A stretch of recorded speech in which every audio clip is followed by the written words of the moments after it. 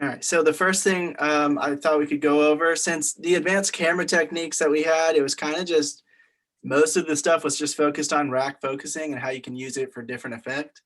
And the only other thing with the advanced camera techniques in the syllabus was just about forced perspective. So I'm gonna share my screen. Does anybody know? Because we've talked about all the other camera movements, but those are the more complex ones, the ones that take a little more work. So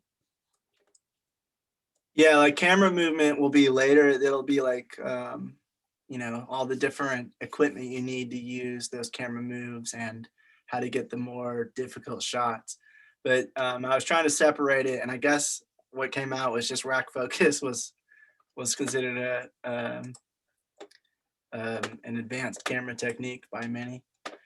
And like we were talking about, I think it was either Monday or last week. It was just rack focus means you're focusing from one thing in the foreground and then focusing to the thing in the background. So as you can see in this picture, if there's a window, it won't focus on the raindrops. It won't focus on anything but the clouds if you focus it to the background. And if you bring it closer to focus in the foreground, it'll focus on the raindrops and the background will become blurry.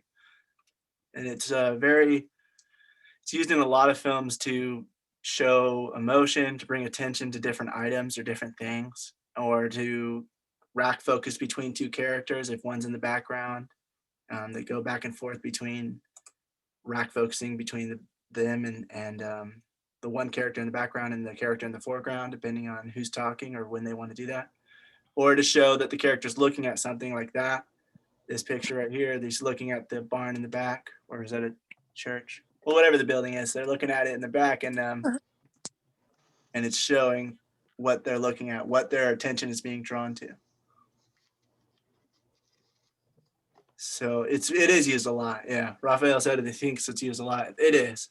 Like it's a way to draw attention, to bring attention to things. Like in this one we showed the other time, there's a person in the trees back here, and you wouldn't notice it if you're just focusing on the weapon, or I think that's what this is. If you're just focusing on the foreground, you're not going to notice somebody walking in the background as well if you would not focus on the background and show that person walking. And that brings more attention to them and what's going to happen in the scene. If that person's going to kill them or whatever's going to happen next, it's like you want to switch focus to show what's going to happen. So it's used a lot, and sometimes it's used on multiple levels for different layers within your scene. If you have a very layered scene where there's like a lot of things happening in the background, the midground, and the foreground, you'll have a lot of rack focusing going back and forth between those things. And sometimes it's just used for artistic reasons. Like one of the videos showed, it was a really cool shot. I don't know if I'm gonna be able to find it, but are you talking about on the dinner table? Yeah, it was like a dinner table. There was a line of glasses with drink in it, and they've rack focused between all of the foreground all the way to the background. So it was just like everything, all the cups were all of a sudden like really shiny, and the light was like reflecting off of them, and it looked really cool. And they did it all the way to the background to show what the character was looking at. I think it was from Young Victoria. I'm pretty sure, because I told you. Yep, that's the one. Which one? Young Victoria? Yep. Let me see if I can find it now. I just want to show like what the shot was. Yep, here it is. So they like that, like they go from the foreground where that one in the very front would be in focus, and then they're going racking all the way back. Maybe we can watch it actually. Yeah, there is a video. Just to kind of show, like, I thought that was really cool. It just shows like going from the first cup to the back. It's a very artistic shot. So stuff like that's used for rack focusing, and it's used in different ways. Always have artistic expression involved, and it just depends on what you're trying to do in the scene. But yeah, it's used in many different ways. What was that? I think someone just had their mics unmuted. Oh, okay. Oh, okay. But yeah, does anybody have any comments or anything, or any ways you guys have seen that technique used that we just didn't talk about? I've done it by mistake. You've rack focused by mistake? Yeah, I did it on one. I need to find the shot. I will send it to you when I find it, Mhm. but it would turn out awesome. Oh, that's cool. At least it wasn't like a mistake that turned out terribly. Like, like I did it so perfectly. It's like I had the person in focus in the back, Mhm. and then I focused right to the front. The person in the back was like a dirty shot, rack shot. Nice. That's really cool. Yeah, because one of the things I said is sometimes people, especially if it's like new assistant, new camera assistants, assistant cameras, they will focus too hard to the other side, where it's like they're trying to get the focus to be on that background guy, but they stop too short, or they go too far to where he's not in focus, but something even further in the background or something in the midground is in focus. And then they try to compensate and they overdo it. So they always say if you are doing it, if you're trying to do something like that, it's always good to mess around with your camera, of course, and just to see like what comes into focus whenever you adjust it. And it's a lot about like we learned this week, it's a lot about measuring the distances from the camera and the subject that you're trying to get focus on.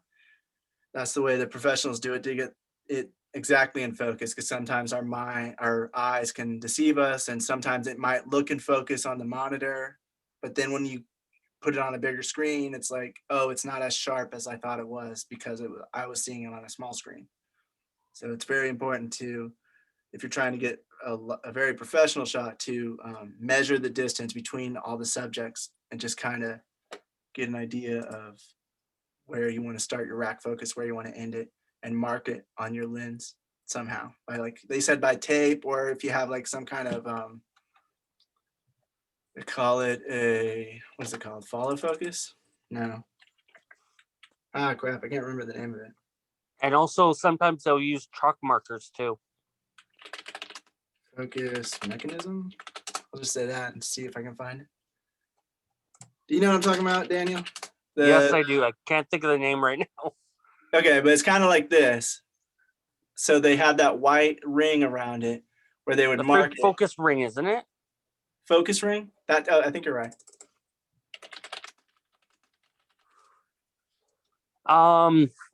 Yeah, some people will use a chalk marker too. So it could be something like that, and it connects to the lens on the side, and then you have the little dial that you twist, and it has that little white ring around it. And what they do is they mark full focus. Yeah, and then use it to pull the focus back and forth and do rack focus, or just keep the subject in focus the whole time, depending on the scene. And they'll use something like this. Sometimes they have it where it's automatic. Sometimes it's a manual one like this one. And they mark on that little white part where to stop the focus at, so that it, because they did it in pre-production, or they did it with stand-ins of actors to get where the view and the focus would need to be. So then they adjust it during the scene, pre-marked pretty much, to get it perfect. They also said that a lot of even high up productions have to do it multiple times sometimes, depending on how complex the shot is. So don't worry too much about it, but always give yourself time if you're trying to do something like that, especially if it's the first time. Yep. So does anybody have any questions or comments or anything about rack focus? I know I've seen this with like animal documentary type stuff. Mm-hmm.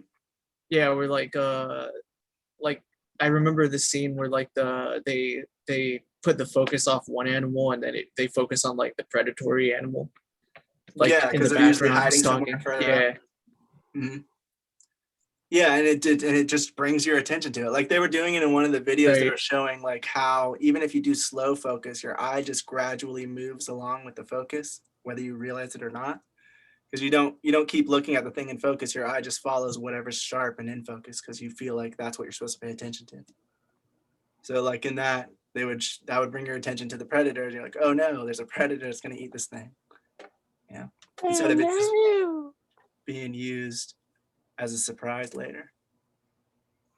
But that's all for rack focusing. Forced perspective was the other thing that we had looked at, and they showed interesting. Does anybody know what forced perspective is, by the way? Just off the top of your head. So forced perspective is just like trying to make it look like one thing's bigger than it actually is. The camera technique. Sometimes they use it for like a character to look bigger and a different character to look smaller by putting the person that they want to look bigger closer to the camera while putting the person they want to look smaller. Oh, here you go. Just like this. So it's used in a lot of like, especially in older films, it was used a lot to kind of show that certain characters are small or maybe they're miniature like this. How to shrink your kids. They did that. They used that a lot. Honey, I Shrunk the Kids? Yeah. Oh yeah. How to Shrink Your Kids. There's so many versions of that movie. Yeah. But yeah, like this would be an instance where they're sitting further up on whatever this is, maybe a beach, and they're making it look like they're sitting on top of the cards. So forced perspective is used in that way. And in Lord of the Rings, what they did, because The spray paint's pretty cool. what? The spray paint one, it's pretty cool down there. Isn't that? Oh, this one. Yeah, to make it look like it's coming out of the clouds. That is cool. And then in Lord of the Rings, they used it a lot to show how the hobbits were smaller than Gandalf, but they had to like do a bunch of different things. If you have Lord of the Rings, especially if you have the DVD, I would recommend watching the behind the scenes of that just to get a sense of how creative shots can be if you want to really work hard at doing something really difficult, but it can really work out really well and make it really cool. Like I think I remember in this one, Frodo is actually sitting on a different little carriage or like it's kind of on a track behind Gandalf and it's further back to the side so he looks smaller, but it's scaled up. It's like a bigger version to make him look smaller compared to the wagon as a whole. And then Ian McKellen, Gandalf, he's sitting on a different part that's also on a track that has it scaled down so that it looks smaller compared to him. And they're doing it at the exact same time as they're doing the camera move, and they match Did you get a everything picture of together. the tables? What? Did you get a picture of the tables? That's also a pretty good example. I think this might be it. So this is like I guess it's a video. This is the checkers game where grandson and granddad will I don't really bond. want to show the video, but This is the kitchen where the new boyfriend will it was crazy because they had to like match the camera with the vacation homes waiting for your family. Set piece that they were doing to make it follow the exact same way so it didn't get bigger or larger, because if you just walk forward, what we've done with some of our forced perspective shots is be able to move the camera for the first time. That they were always techniques that required the camera to be locked off, because once you started to move the camera, it would give away the illusion of one person being further away when you're really wanting them to look like they're side by side. In order to get the camera alive, we started thinking about ways of using motion control in order to doing what we call moving forced perspective shots using slave motion control bases. You do a motion control move where you have the one actor on a moving platform. So when the camera moves, you're doing your moves all relative. So you're literally sliding the guy along on the floor as your motion control move. So just like that guy you saw, he was on a piece connected to a track in the back, and he was further away, so he looked smaller. And they're moving that to the left while moving the camera to the right so that he looks like he's in the same spot of the table. And all the actors had to look at different locations that weren't actually where the actors they were talking to weren't physically in that spot, because they had to make it look like they were looking at them, but really they're behind them going to the right or the left.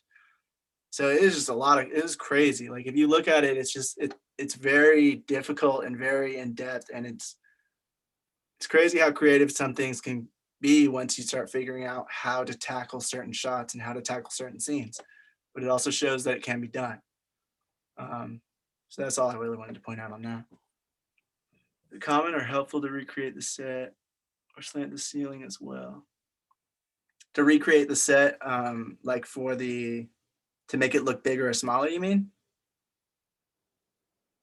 Oh yeah, and Lord of the in the Hobbit behind the scenes, they actually had that where Ian McKellen was in a larger, a scaled down version of the home, and Bilbo, when he was in there, it was scaled up to make it look bigger to him, so he looks small, and Ian McKellen looks large, and they weren't actually talking to each other; they were talking to like a green screen, pretty much, because they had to make it look like he was bigger and he was smaller. So they did that way. There was a lot of different tricks used. Some of the tricks were used like that. Some of the props were sized up or down to make it look bigger or smaller. So if it was a Hobbit cup, they just basically had like a little mini prop that was looking like a cup, and they gave that to Ian McKellen. And then to make it look like he had a really small cup. And then they scaled that up. If it was a human cup, they would just have like a really large prop and give that to Elijah Woods or some of the other hobbits to do that. So I know a lot about the Lord of the Rings because I watched all the behind the scenes of it, but I'm sure other movies done it too. Like any movie that has that kind of size difference are going to have things like this. Anytime they have a dwarf that's supposed to be a little smaller, or like in Hobbit, they had the dwarves, they had the hobbits, and they had the humans. And those were all 3 different sizes. And then when they brought in, I think they brought in that one guy, he was like, he could turn into, I think, a bear. He was actually supposed to be taller, so they had to do 4 different versions of the same set or something like that to try to get the scene to look the same. It was crazy. Do the techniques, tricks have to go together, or can they just, the force perspective work? So the force perspective, like they were saying in this video, it doesn't work once you start moving the camera if you just have somebody sitting farther away. Once you start moving the camera, that illusion goes away. So if you have a still camera, then it works. But if you're trying to move the camera, then that's when you have to start working really hard to figure out how to get it to look like that person's in the same place and like they're the same size, while also moving the camera to do the shot. So I just thought that was really cool. But yeah, does anybody have any other questions or comments or anything about force perspective? If any of you ever used it in your films, or Devinder, if you've ever acted anything that had that, and how difficult it would be, like to kind of act with somebody not there but pretending they are. Have you ever done that? I shoot movies like that a lot, where an actor has to leave, or so we will shoot his soul. Like yesterday, I had a shoot yesterday for a client. This was a corporate gig, so the client was very unsure about what they wanted and how they wanted to shoot. So I shot the interview segment of the subject, and then just for the sake of having something to cut to, I shot the interviewer separately.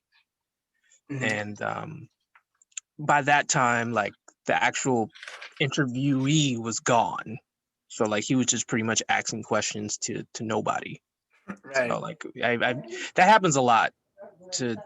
And it's not just interviews and stuff. It's a lot of times it's because there's a lot of times the camera will be sitting in place where the actor would normally look. So kind of like, you have to do there's a lot of that. So actors have to kind of get into the mind frame of they're not always going to be acting with another actor in front of them, or vice versa. Yeah, and I think that's another major difference between theater and screen acting, is like sometimes you're just pretending stuff's there when it's not. James, you raised your hand? Yeah, I was gonna say, you guys had seen the rough draft for my first short. That whole last scene, the 2 actors and then the lead were shot separately. So you could kind of tell if you look at the scene, but like that whole scene, I couldn't get all 3 actors together on the same day, and I like pushed the shooting back like 2 months, trying to get like a single day where I can get all 3 of them. Yeah, and it just wasn't working out. So I eventually had to just like be like, all right, look, we're gonna have to tweak the shot list, shoot you guys separately, and that's kind of how we ended up doing that. Gotcha. So that's one. That's another example. I mean, That's why there are no shots of them like all three together. Then. yeah, exactly. That's why there's no shots of all three of them. Well, you made it look Right. pretty seamless. So Yeah, that's cool. yeah. Yeah. Thank you. I appreciate that. Not Oh, very Raphael, seamless. you had a question? No, I was just gonna say, I mean, I'm blind, so what do I know? Go ahead. I Back. feel like that's harder to do than it looks, because like I've been practicing with like Sarah and that group with like acting, but with the like long distance acting, it like there's a lot more like pretend you have to do. Mm-hmm. To like make Yeah. it seem like they're talking to someone else, or what do Yeah, you- so it gave me a lot of perspective on like the acting side of this kind of thing. Yeah, I can because imagine. they have to we pretend like they have to know where to look. They have to know. Oh yeah, I feel like with your example with these two actors where they're like offset, like their Mhm. positions, I feel like they can't would look at be each other. right, but like some things could fall out of sync in like what they're supposed to do. Yeah, yeah. It could get really like if they accidentally look over to the person, the whole illusion goes away. So it's like, I wonder. I was always curious how many shots they had to take, if they got it in like one or two, or if they really had to do a bunch, because there's so many moving parts. If the thing messes up and halts for even a second, like you would have to redo it again to make sure it's all in sync. The actors would have to make sure they're looking at the same spot the whole time. It is crazy. Yeah, there's also a specific part where Ian McKellen is like, okay, so I lift this way, not at him, over here towards this thing. Like he kept like, okay, got it, because it was hard to remember to not look at him while he was essentially speaking to him. Yeah, because you're going off of what they're saying, but really you're hearing it from like over there somewhere, and they're they're over there, but you have that. I feel like you'd have an urge to look. Yeah. Yeah. Yeah. Did you answer V's question, or because I was taking care of Yeah, I something? did. I think. Is it yes, common or helpful to recreate the set or slate the ceiling as well? Yeah, I answered all. We went through all that. James said here, it's way harder for actors, but also if you don't plan it properly, you can mess up the shots too. Oh, that's what you were talking about. Yeah, it takes a lot of pre-production and talking to your department heads to get shots like that, and it takes a lot of creativity if it's not been done before. But yeah, Daniel, you had your hand raised. Did you have any? No, it's my phone is automatically raising the hand by itself. Oh, okay. That's why I'm saying what the hell a lot. Okay. Because I keep on seeing the hand up. I'm like, why is it up? Yeah. And I go into the menu. It's like raise hand. I'm like, it's already raised. Well, just to be safe, if you want to ask a question, maybe do the chat, and we'll ignore any hand raising. Your phone has become self-aware. Yeah, it's just like, let me talk. Oh, but Devinder, did you have anything to add on the acting side of things? No, actually, we haven't done anything that sophisticated. The last movie I did, Airdrie, even in that one, they didn't have any chroma key scenes or something. No. Oh, okay. Yeah, because I always imagine that it'd be super difficult to get it all right, and it'd take like a lot of pre-production and planning to. Oh yeah, I heard about that. He says that a famous example of people shot separately is Vin Diesel and Dwayne Johnson do not even film together on set of Fast and Furious. They don't get along, so production had to work around that. Yeah, I remember that. I know another thing of Man, I would have been so annoyed if I was the director. I'm sorry, like where they're not working together was, I think it was Spider-Man. Because Green Lantern had to be on a blue screen and Spider-Man was on a green screen, so they were. Yeah, but in this case, it's because they don't like each other. So can you imagine being? Oh, that's why. Oh, with that, yeah, because they don't get along. And just being like, okay, that'd be annoying. Figure this out. The two main actors don't want to film with each other. But yeah, it gets a lot more in depth when you start looking at, especially if you're in a green screen, like where you don't have anybody around and you have to pretend. I'm sure it gets a lot more V complicated. said, to figure out. knowing the other line so that you can pause and react if they aren't there in front. Right, you have to time their lines exactly, so you have to know their lines in your head. I think with right? that they do either a Oh, recording yeah. or they do somebody Or like they have a stand-in does the lines for them. But normally the stand-in doesn't do a good job of acting that part. That's the problem. Like they'll get a stand-in for the over the shoulder, but there's no, it's kind of hard to get a 2-shot. Yeah. They could try a split screen, but you know, that can get kind of cheesy at times. But yeah, I mean that the whole, you know, I'm not working with this guy, that happens a lot. That actually happens a lot. Yeah. Not just in Hollywood, just it's going to happen like smaller budget films as well. But yeah, that's the way it goes. Yeah, I feel like you have to be on some very strong medication to deal with a lot of stress. Or you have to be a very mellow person or thrive on stress, like thrive in like pressure situations. I thrive on stress and I wouldn't be able to handle that. Yeah, it takes a very distinct personality. I love stress. I don't. Give me stress. Well, and I wonder, like, does anybody have any input on what they've done in a situation like that? Like what V just said, she said, if it's a tight space or a phone call, pretending to be on the phone, you might be on your own. Do you guys do you do a recording of the voice? Do you do a stand-in, or do you just have them pretend that? I was gonna say, I think we saw a video of that, didn't we? Where it was a stand-in on the phone. It was actually the script supervisor on the phone reading them the lines through the phone. Yeah, but like what Brian just said is like they're not going to give you a good performance to react off of. They might give you the line, but yeah, it makes it hard to direct because one actor may be low monotoned, and then the other might be like up here with the performance. So it really makes it hard. You have to be a good director to be able to work that. Yeah, I think that it's best to just suck it up in most cases, and not, if you don't like someone, don't talk to them outside of like the work. Like just get it done. Like if you're a professional, that's usually the best case scenario. But if for some reason like it's like really bad, then I guess you have no choice but to go to extra miles to avoid. Because if you can't even like go through like a set of lines, it's not even your words with somebody else. I mean, it's got to be pretty bad. Because I mean, you're not even using your own words, so I guess. But animosity can grow and it can blow up. So sometimes avoiding that is better too. So I don't know. I see kind of like I'm on the fence about it. Why do actors beef? For all kinds of reasons, like the small politics for one, religion. Just I don't know. Some actors have like a complex or just this condescending tone.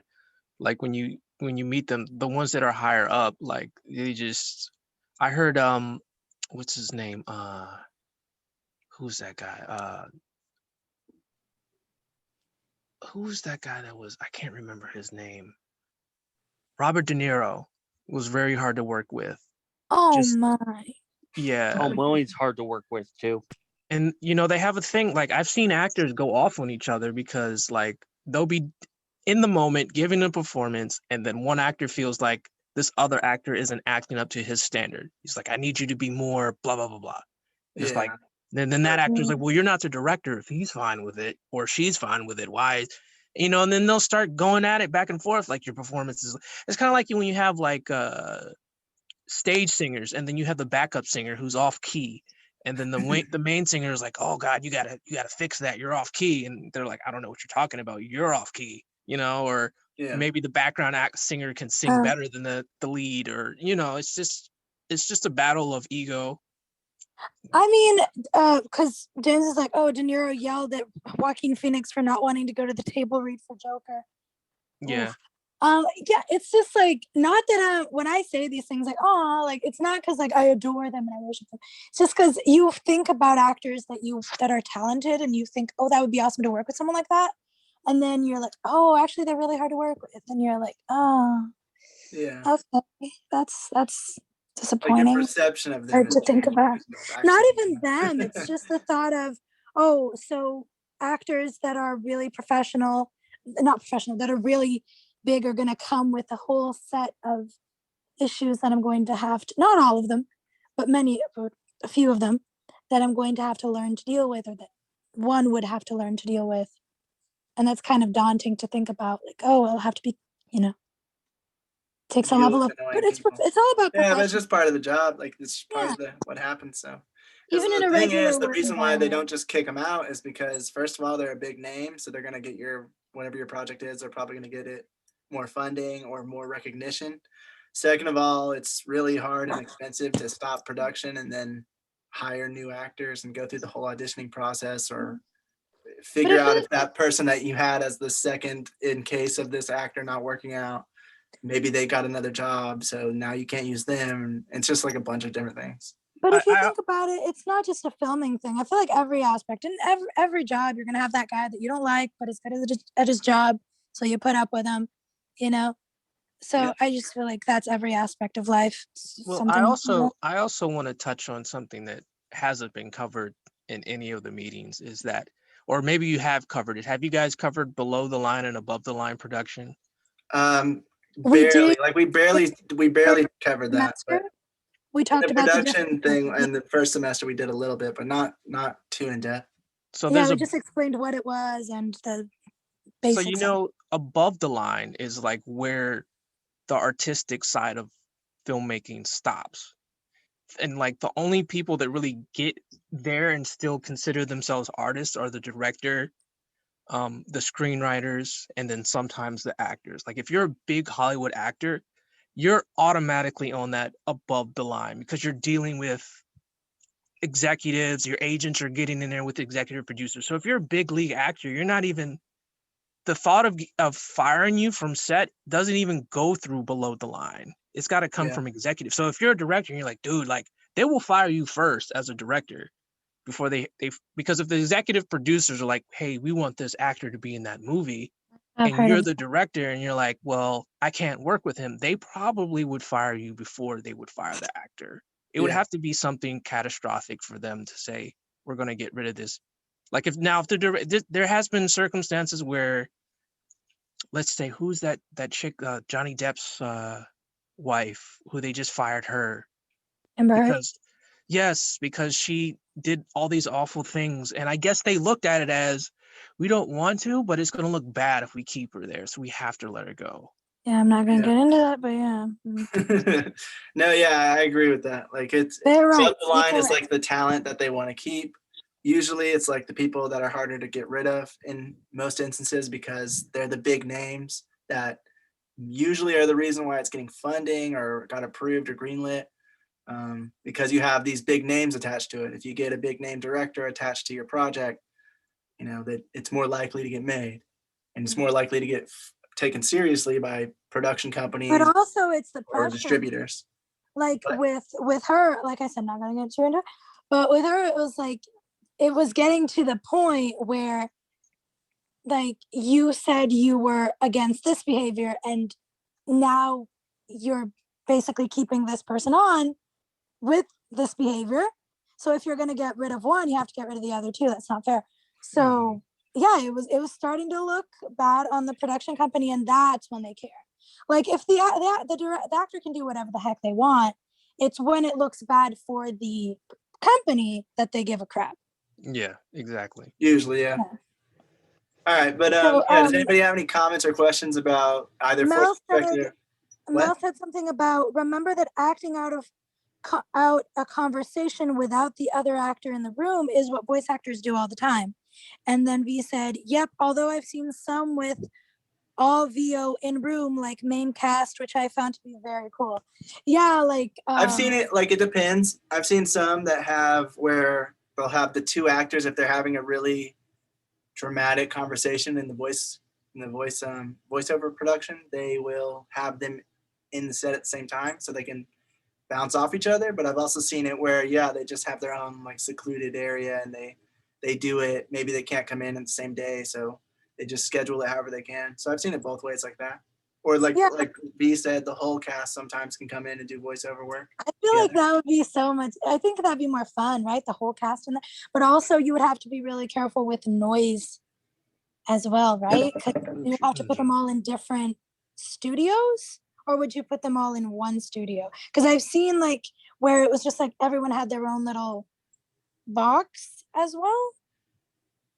Oh, but I guess that's a whole different. I think It, I don't know. it varies. It varies, yeah. Yeah, I feel like. It depends. Like if they're all in the same Defender, room, if they're all supposed to be in the same room, then why does it matter if they're all in the same room? You know, like Defender, you've done that'd voiceover be the work, same right? thing, so. How was your experience with that? Yes, I have.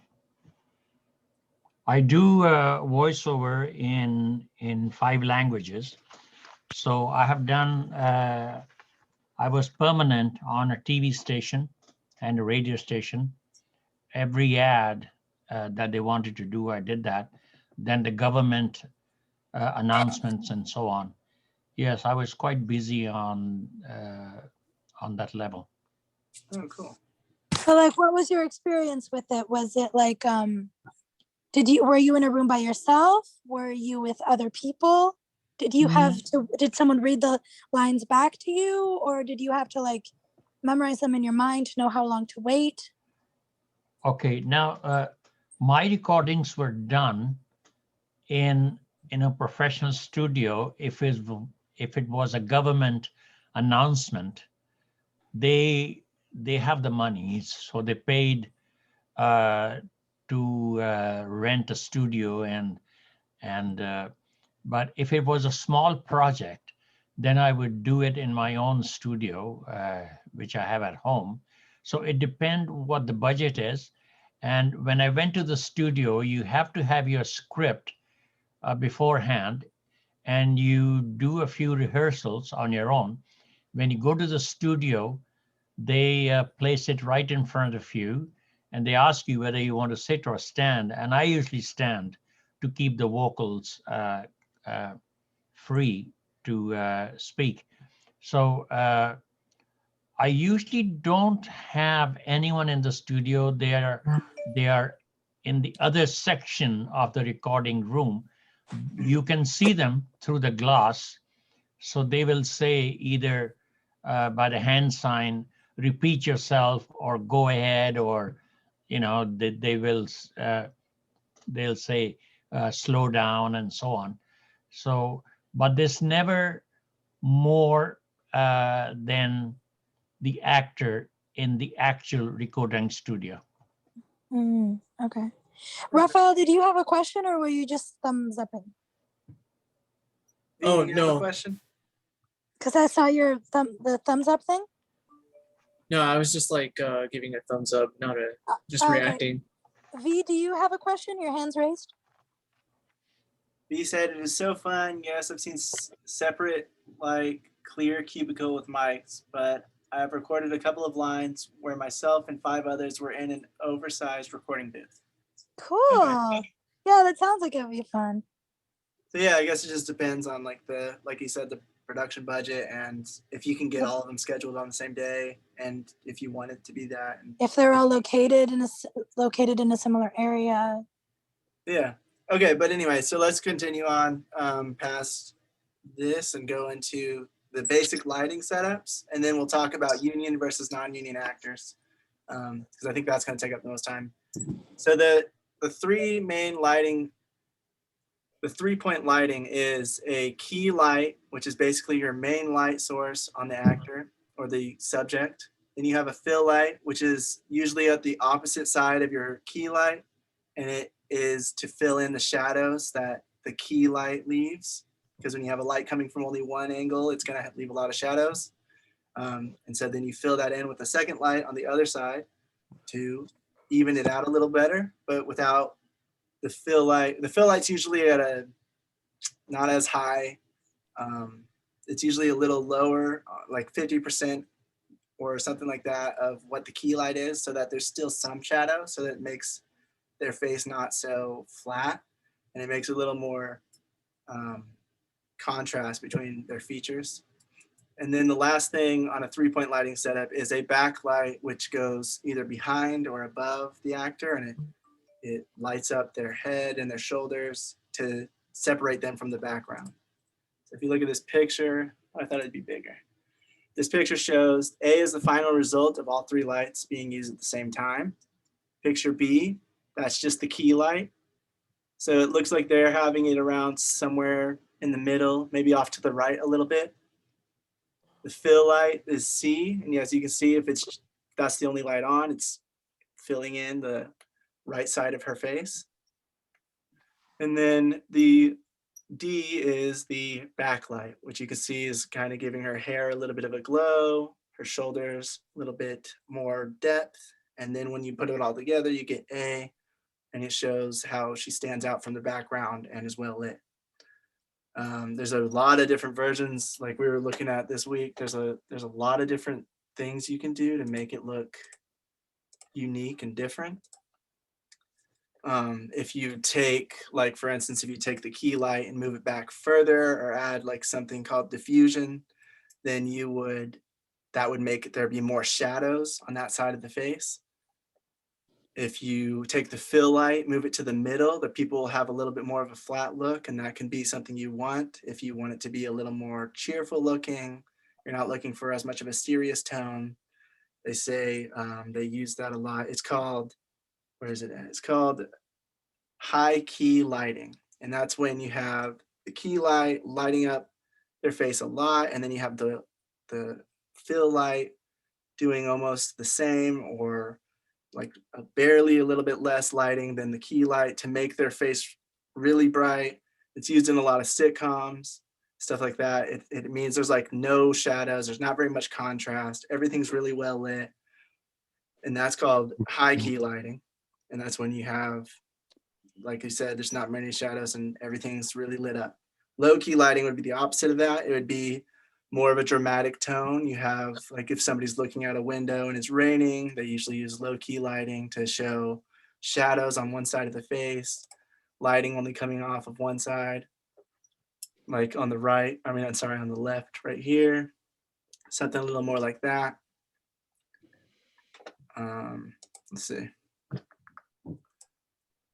I actually wanted to show, and then you have like the backlight can also be what's called a rim light. And that's when it's not coming from the back of their head, it's coming from the side. As you can see, it's coming from the left. It's really farther off than the fill light, but it shines light on the side of the subject's face or the subject, whatever you're shooting, to bring light to the side. And it still kind of separates them from the background, but it doesn't give them that halo effect like the backlight or a ceiling light would. Yeah, be careful with this one because some people are very self-conscious about themselves, and they'll see how the light on the side of his temple is kind of like there. It's supposed to be there for artistic expression, but some people may look at that and be like, "Oh, my skin is so shiny," and da da da da. But yeah, I just recently did a photo shoot, and the subject was like, "Oh, I got these lights, my skin." I'm like, "No, that's just the way I wanted it," But, yeah, that's a good point because we were seeing a video where the girl that was in it, she looked really different when she had basically just the natural light coming from above compared to the 3-point lighting setup. I don't know if I can find it, but it was really interesting. It's really interesting to see how different somebody looks if you just use natural lighting. Well, that's the camera flash. That's not what I'm looking for. Coda, Yeah. can I leave for a few minutes and come back in using the link? Yeah. Sorry, my mom's calling and apparently it's important. Yeah, no problem. Okay, thanks, hon. So as you can see, like in the natural light, she's a little more, she doesn't pop out as much. She's not as, she doesn't stand out as much, I guess I would say. And usually if you're doing like portraits or if you're setting up a scene, you kind of want to take some creative liberties and choose the lighting how you want. Like Brian said, sometimes it can be a touchy thing if depending on your actor, your subject. model. Yep.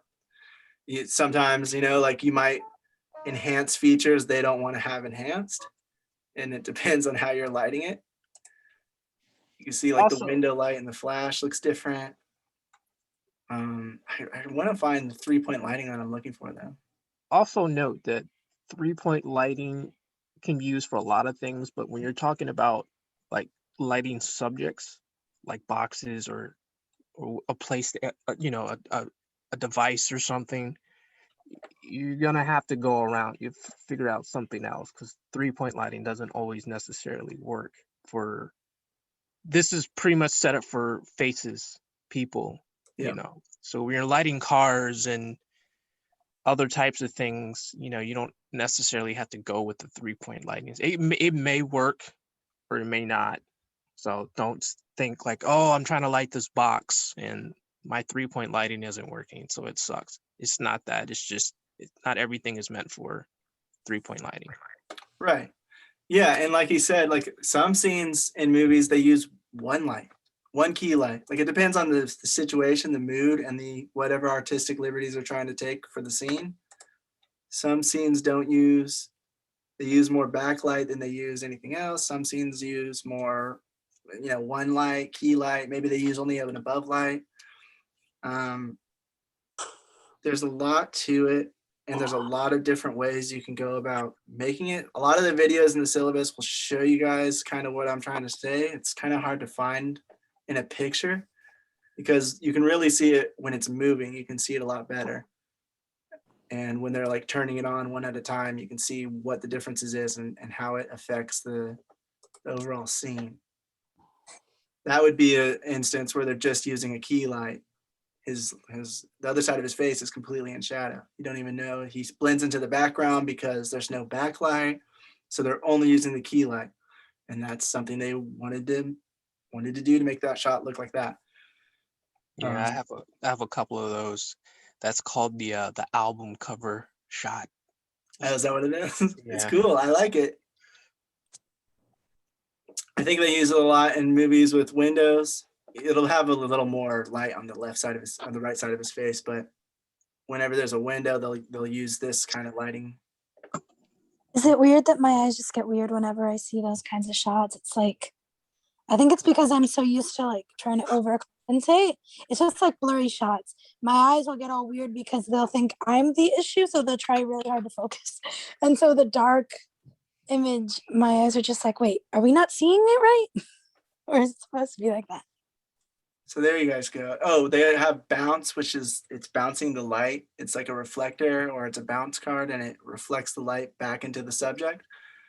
So if you have a light coming from the right, you can have a bounce or a reflector and put it on the left side so that it reflects the light back into their face and makes it look kind of like if you had another light, but it's just a way to get a little bit less of a heavy light on the other side of their face and just reflect that same light back into their face so it's the same temperature too.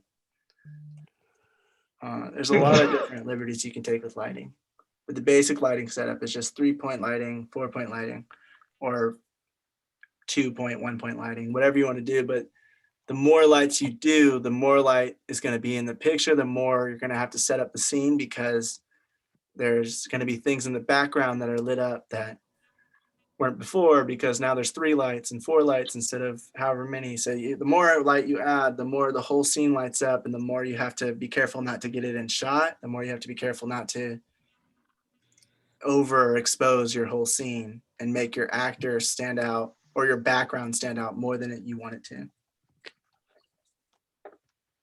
The high contrast light dark lighting in film is called chiaroscuro. I think I do know that. Let me look that up. How do I spell this?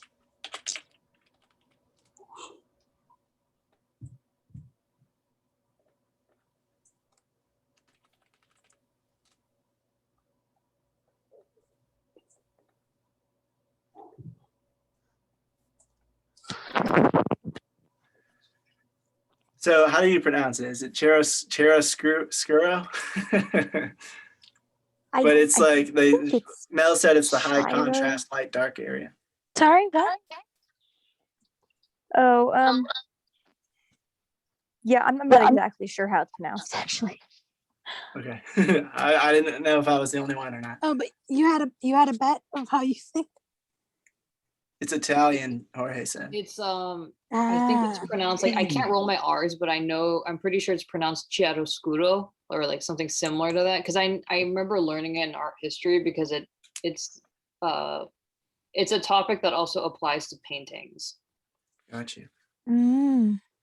Yeah, lighting was actually a part of the painters, like even though they're painting their subject, like they would also have to consider lighting for their paint as well. So some of these lighting techniques also apply to history of art and whatnot, Renaissance and so forth.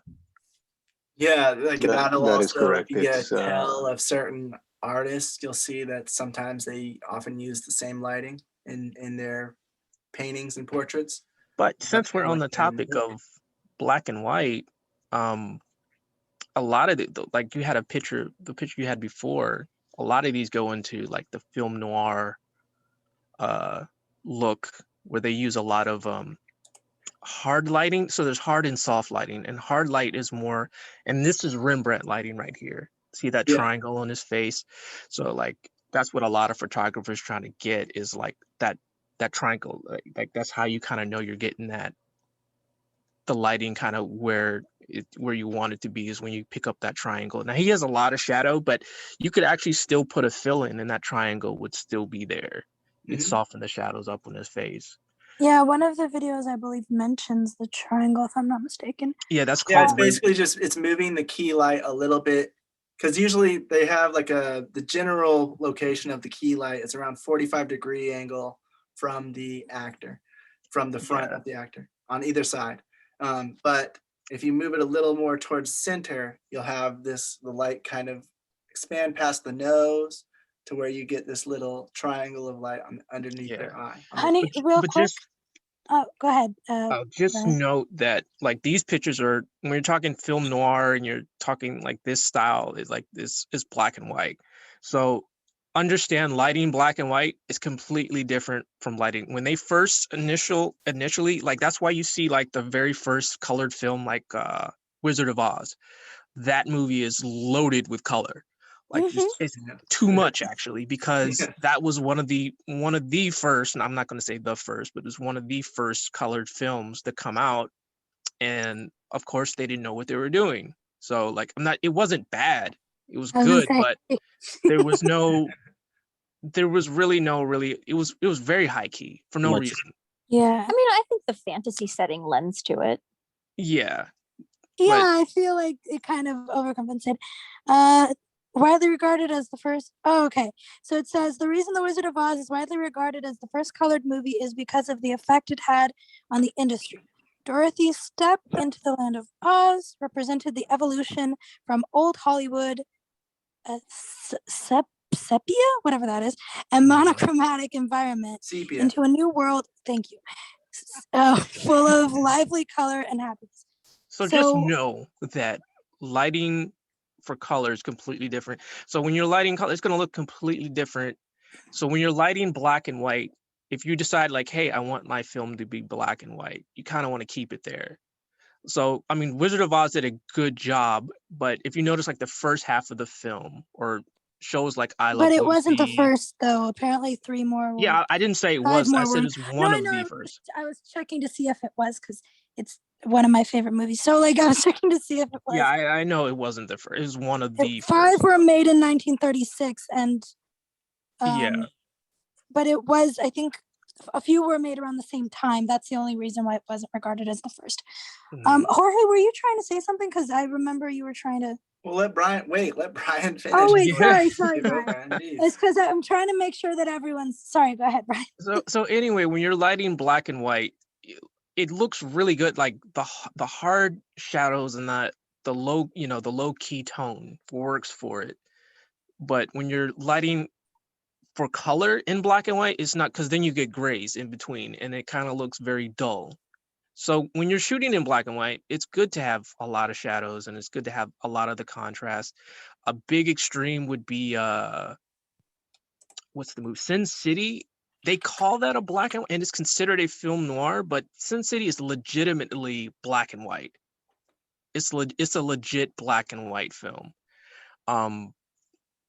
But it's completely different from traditional black and whites. Like they put a lot of filters to expose the two colors black and white and eliminate a lot of the grays. Like there's a lighting scheme going on there. There's more than just them shooting in black and white. There's a lot going on here. So like when you light for color and then take the color out and you didn't light for black and white, you're going to get a lot of flat, you're going to get a lot of gray because you didn't light for that specifically. But when you light for black and white, like if they were to add color to this, it would look kind of funky in a way. That's actually good to know because I'm working on a movie that's going to be turned to black and white from color. Yeah. So I actually have a clip in one of my movies that I'm working on where I shifted from black and white into color. So what I had to do was I had to pull up all the whites and bring down all the darks and make it like a really, really extreme contrast between the two. And then I took the color out. And then when I shifted back into color, I just made everything back to normal. So that way, like you can see like the highlights are white and the darks are black to try to eliminate as much gray. You only want the grays to be in like the facial features and that's about it. I do wonder how hard that process is because I know you guys are talking about Sin City, but also the new the Zack Snyder's Justice League, they just released a black and white, well, not just, they also released a black and white version of it. I was like, I wonder how hard that was to edit, like what had to be done for it to look like really that. good? I haven't seen it. Has anybody seen the Justice League, the new version compared to the the other new version, which is black and white? The black and white version of the new version. Yeah. BW version. BW black white. Oh, gotcha. But sorry, Brian, anything else you want to add? Or you No, I was just bringing up the importance of understanding that when you're doing your lighting, you want to keep that in mind. Are you shooting black and white or are you not? Because that plays a big part in a lot. I see a lot of people that will shoot something and be like, well, you know what? I just want to make it black. Some people will do this, like they'll shoot something, the cinematography will be bad, and their way of making up for it is just to make it black and white. So you're talking about like something like Pleasantville, which I feel like was lit kind of the same way for both the color and the black and white. Because it looks different. The black and white used in that film, I noticed, is different than the black and white in other films. Like it's not as dark. It's not as, like, the lighting is a lot brighter. That's what I was kind of getting at. Like black and like this is like, I Love Lucy, which is like a sitcom. And then you go to like Sin City, which is considered film noir, which is like dark. I mean, you can still do a film noir in color. It doesn't have to be black and white. But when you do film noir, you'd use a lot of like heavy shadows and whatnot. Yeah. And that's where you would like start with the 3-point lighting, you would start taking out some of the lights to make it that harder contrast, or just like reducing the amount of light that's coming out of it to give it more shadow, and give it more darkness, more mystery, stuff like that. So a lot of horror movies use the hard lighting, and a lot of comedies use soft lighting, which is like less shadows, more everything lit up, more of a warm, pleasant feeling. So that's just interesting to think about, that even in black and white, you can change the shade of the black and white to also like show the difference in emotion, the difference in tone.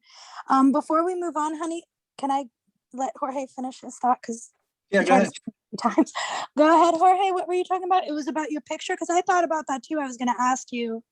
What kind of it was just a small thing. I was just saying that the pronunciation for that was chiaro oscuro. Oh, that's that was the technique. So it was a long time ago, and the technique for my picture was Rembrandt, like Brian was saying. The picture that I have as a profile picture, that's a Rembrandt, and just like the little triangle of light underneath the other side of your face. That is correct, on my right cheekbone. Yeah. Oh. So Mel, that filter that you said was added in post, was there anything that needed to be done to the image itself? Sepia. Sepia, yeah, this is what sepia is. Or was it just adding the filter? Do you know? I'm not sure what you mean. Oh, because you said here that sepia is the amber tone that gives footage an old film look, but it's a filter that's added in post. Do you know that? Do you know if that's all they do is add that filter, or do they need to do? They also they usually add grain. In newer films, they usually add grain to it as well. Like you can see in this, it's like little lines going across the screen. If it was like a new film, they would add a little bit more grain, make it a little more grainy looking, and then also add that color hue. To make it look old timey. Gotcha. Daniel, yeah, you had something? I'm not sure if they do anything while filming to make it look better with the filter, if that's what you're asking. Yeah, I just meant in like editing. Do they just add the filter, or do they do any extra editing to it? Probably depends on the production, because there's also depends. like a lens filter you can put on it that'll have the sepia, so you can do that, and then you can up the grain later. So there's different combinations of things they probably do to get that, depending on what. I was just wondering, because depending on the color, right? It could be the black and white could be a little oversaturated or undersaturated or something like that. So like, I was just thinking that maybe the color underneath it would look weird with the filter, and maybe there would have to be a little more editing done, if that makes sense. Well, yeah, I mean, you could always just make everything black and white first, and then add that tone onto it, so then it would all be the same. Is that what is the? Oh, sorry. Oh no, go ahead. Oh, I was just curious about specifically regarding noir films.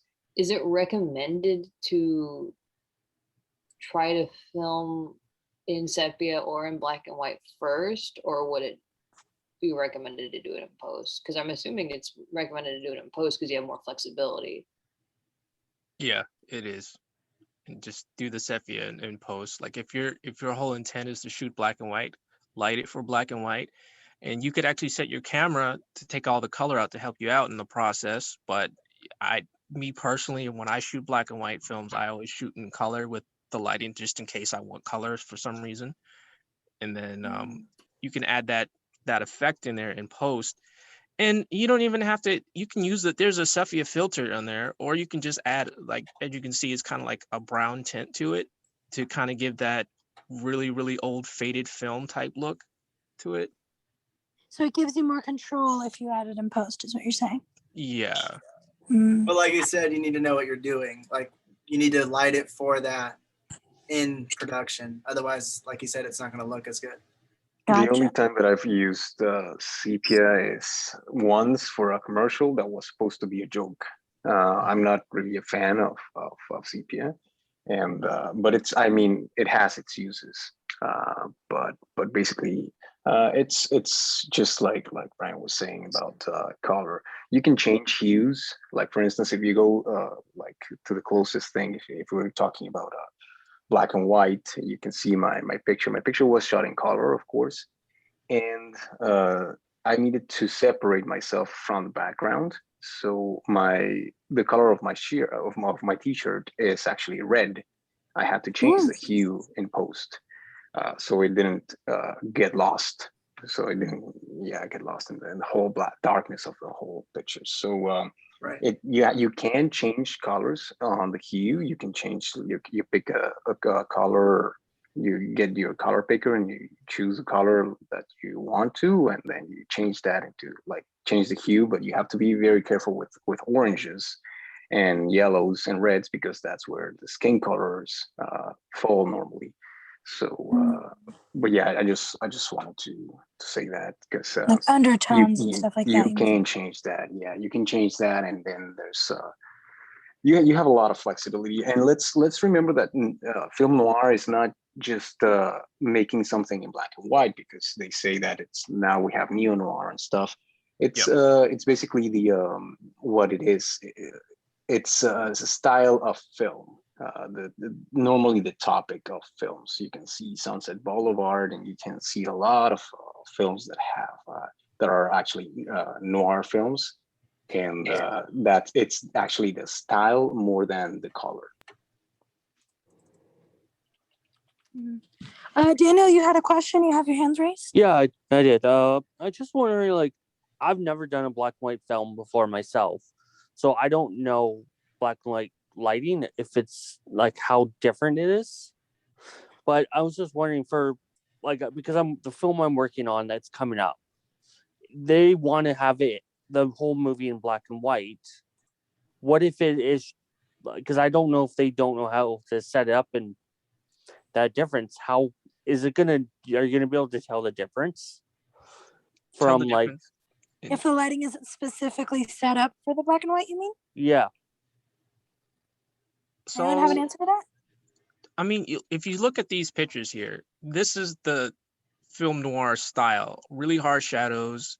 They focus heavily. Like, the whole light coming in from the sunshade thing. That's like the go-to for film noir. And the whole we're gonna shade the whole face and just expose the eyes look. That is like the style. Just like Jorge was saying, it's like a style to it. Will they know if you're going? So to give you a good example of like a neo noir.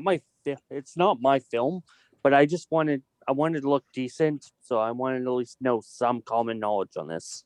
Just focus mainly, if you're shooting black and white, just focus, try to get your hard lights like as much as possible, a lot of shadows, not necessarily on the character's face, but really high contrast from light to dark, because that's what you're going to be working with, blacks and whites. So you want a lot of contrast in between, and Because a good colored, I think, is it Blade Runner? It's considered neo noir or film noir, but it's still in color.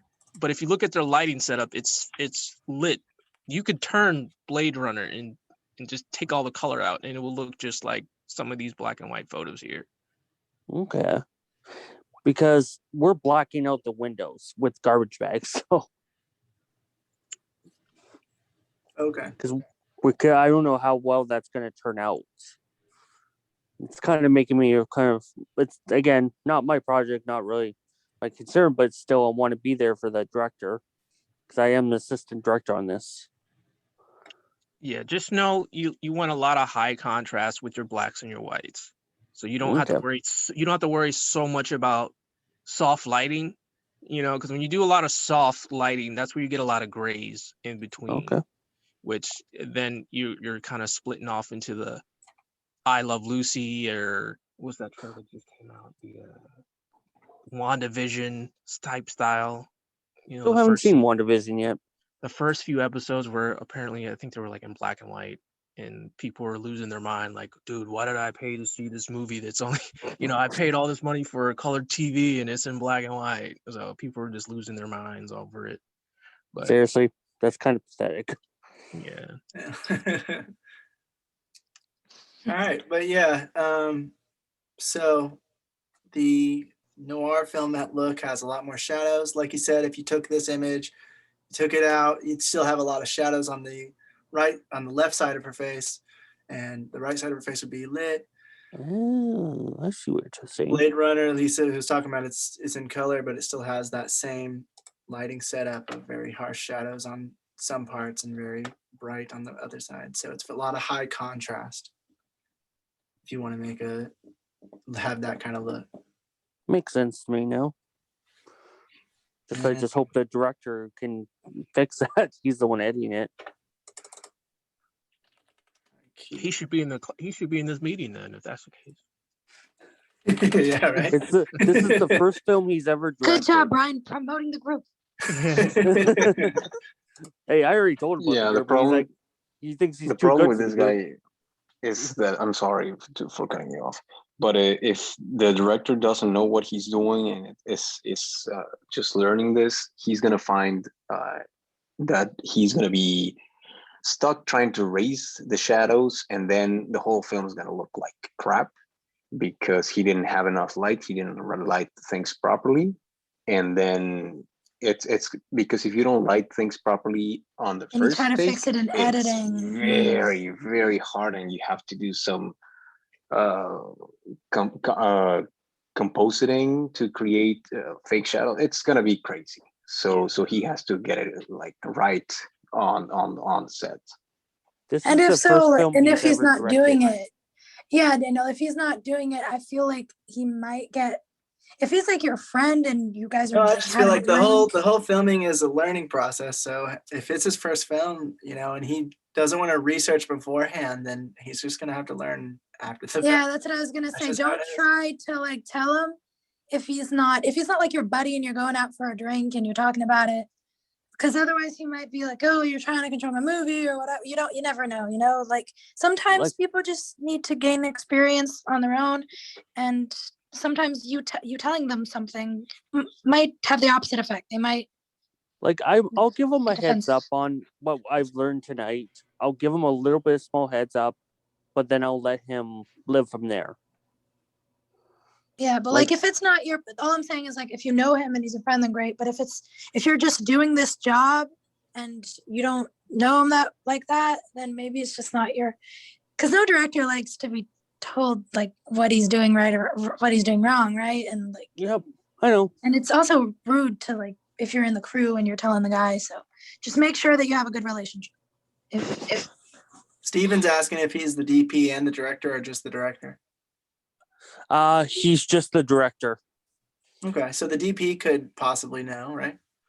Yeah, hopefully. But again, I feel like he's gonna fight us on a lot of stuff. Yeah, and also make sure that the DP, if the DP's already doing it right, you might just be like going up to him and telling him that, and then he's like, yeah, I know, and then you feel kind of so. Yeah, I mean, it depends. It's a situation basis. If they want your input, give it to them. If they don't, then Yeah, if they don't, see. I would always just like it's not see your how it is. job. If they take It's also good to learn this stuff for my own projects too.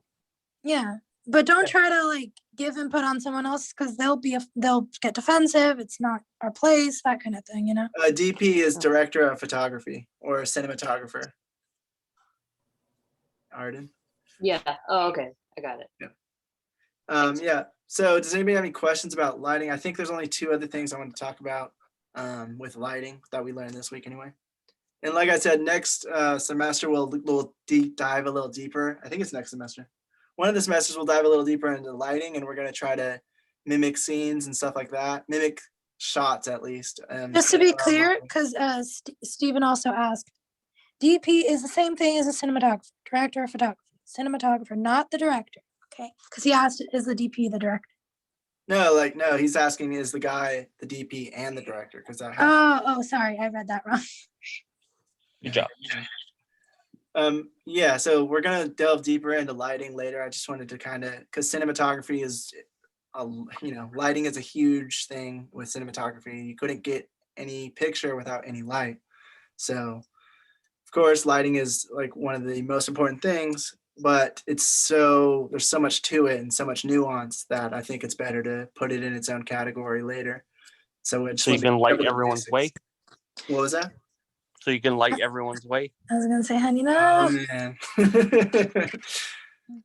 Yeah, just covering the just so we can basics, practice something later, that's- like actually physically practice this kind of stuff later on when we want to try to set up and see how it works and using whatever we have available, because you like with 3-point lighting, you're usually using like certain film lights like soft boxes or LEDs or whatever kind of light you're using. But you can also light a scene with what is called natural lighting, which is just lighting that is actually. Honey, just a coming from the question. sun or the Sorry. moon or something like that. Because I was out for a few minutes, did you mention about like the diffusers and ways that you can move the light, make it? Right. Yeah, So you if you're filming with natural light, like if you're filming outside and you're using the sun as your main source of light, it's going to be wherever the sun is going to be depending on and where you're positioned and where the sun is positioned is going to depend on how the key light looks. That'll be like the sun will be your key light. But then to get the shadows to disappear off of people's faces, you can use something like a bounce or a what's it called? Bounce. A reflector or a bounce. Man, I can't freaking Roll bounce. Oh my god. Yeah, Google understands some weird stuff.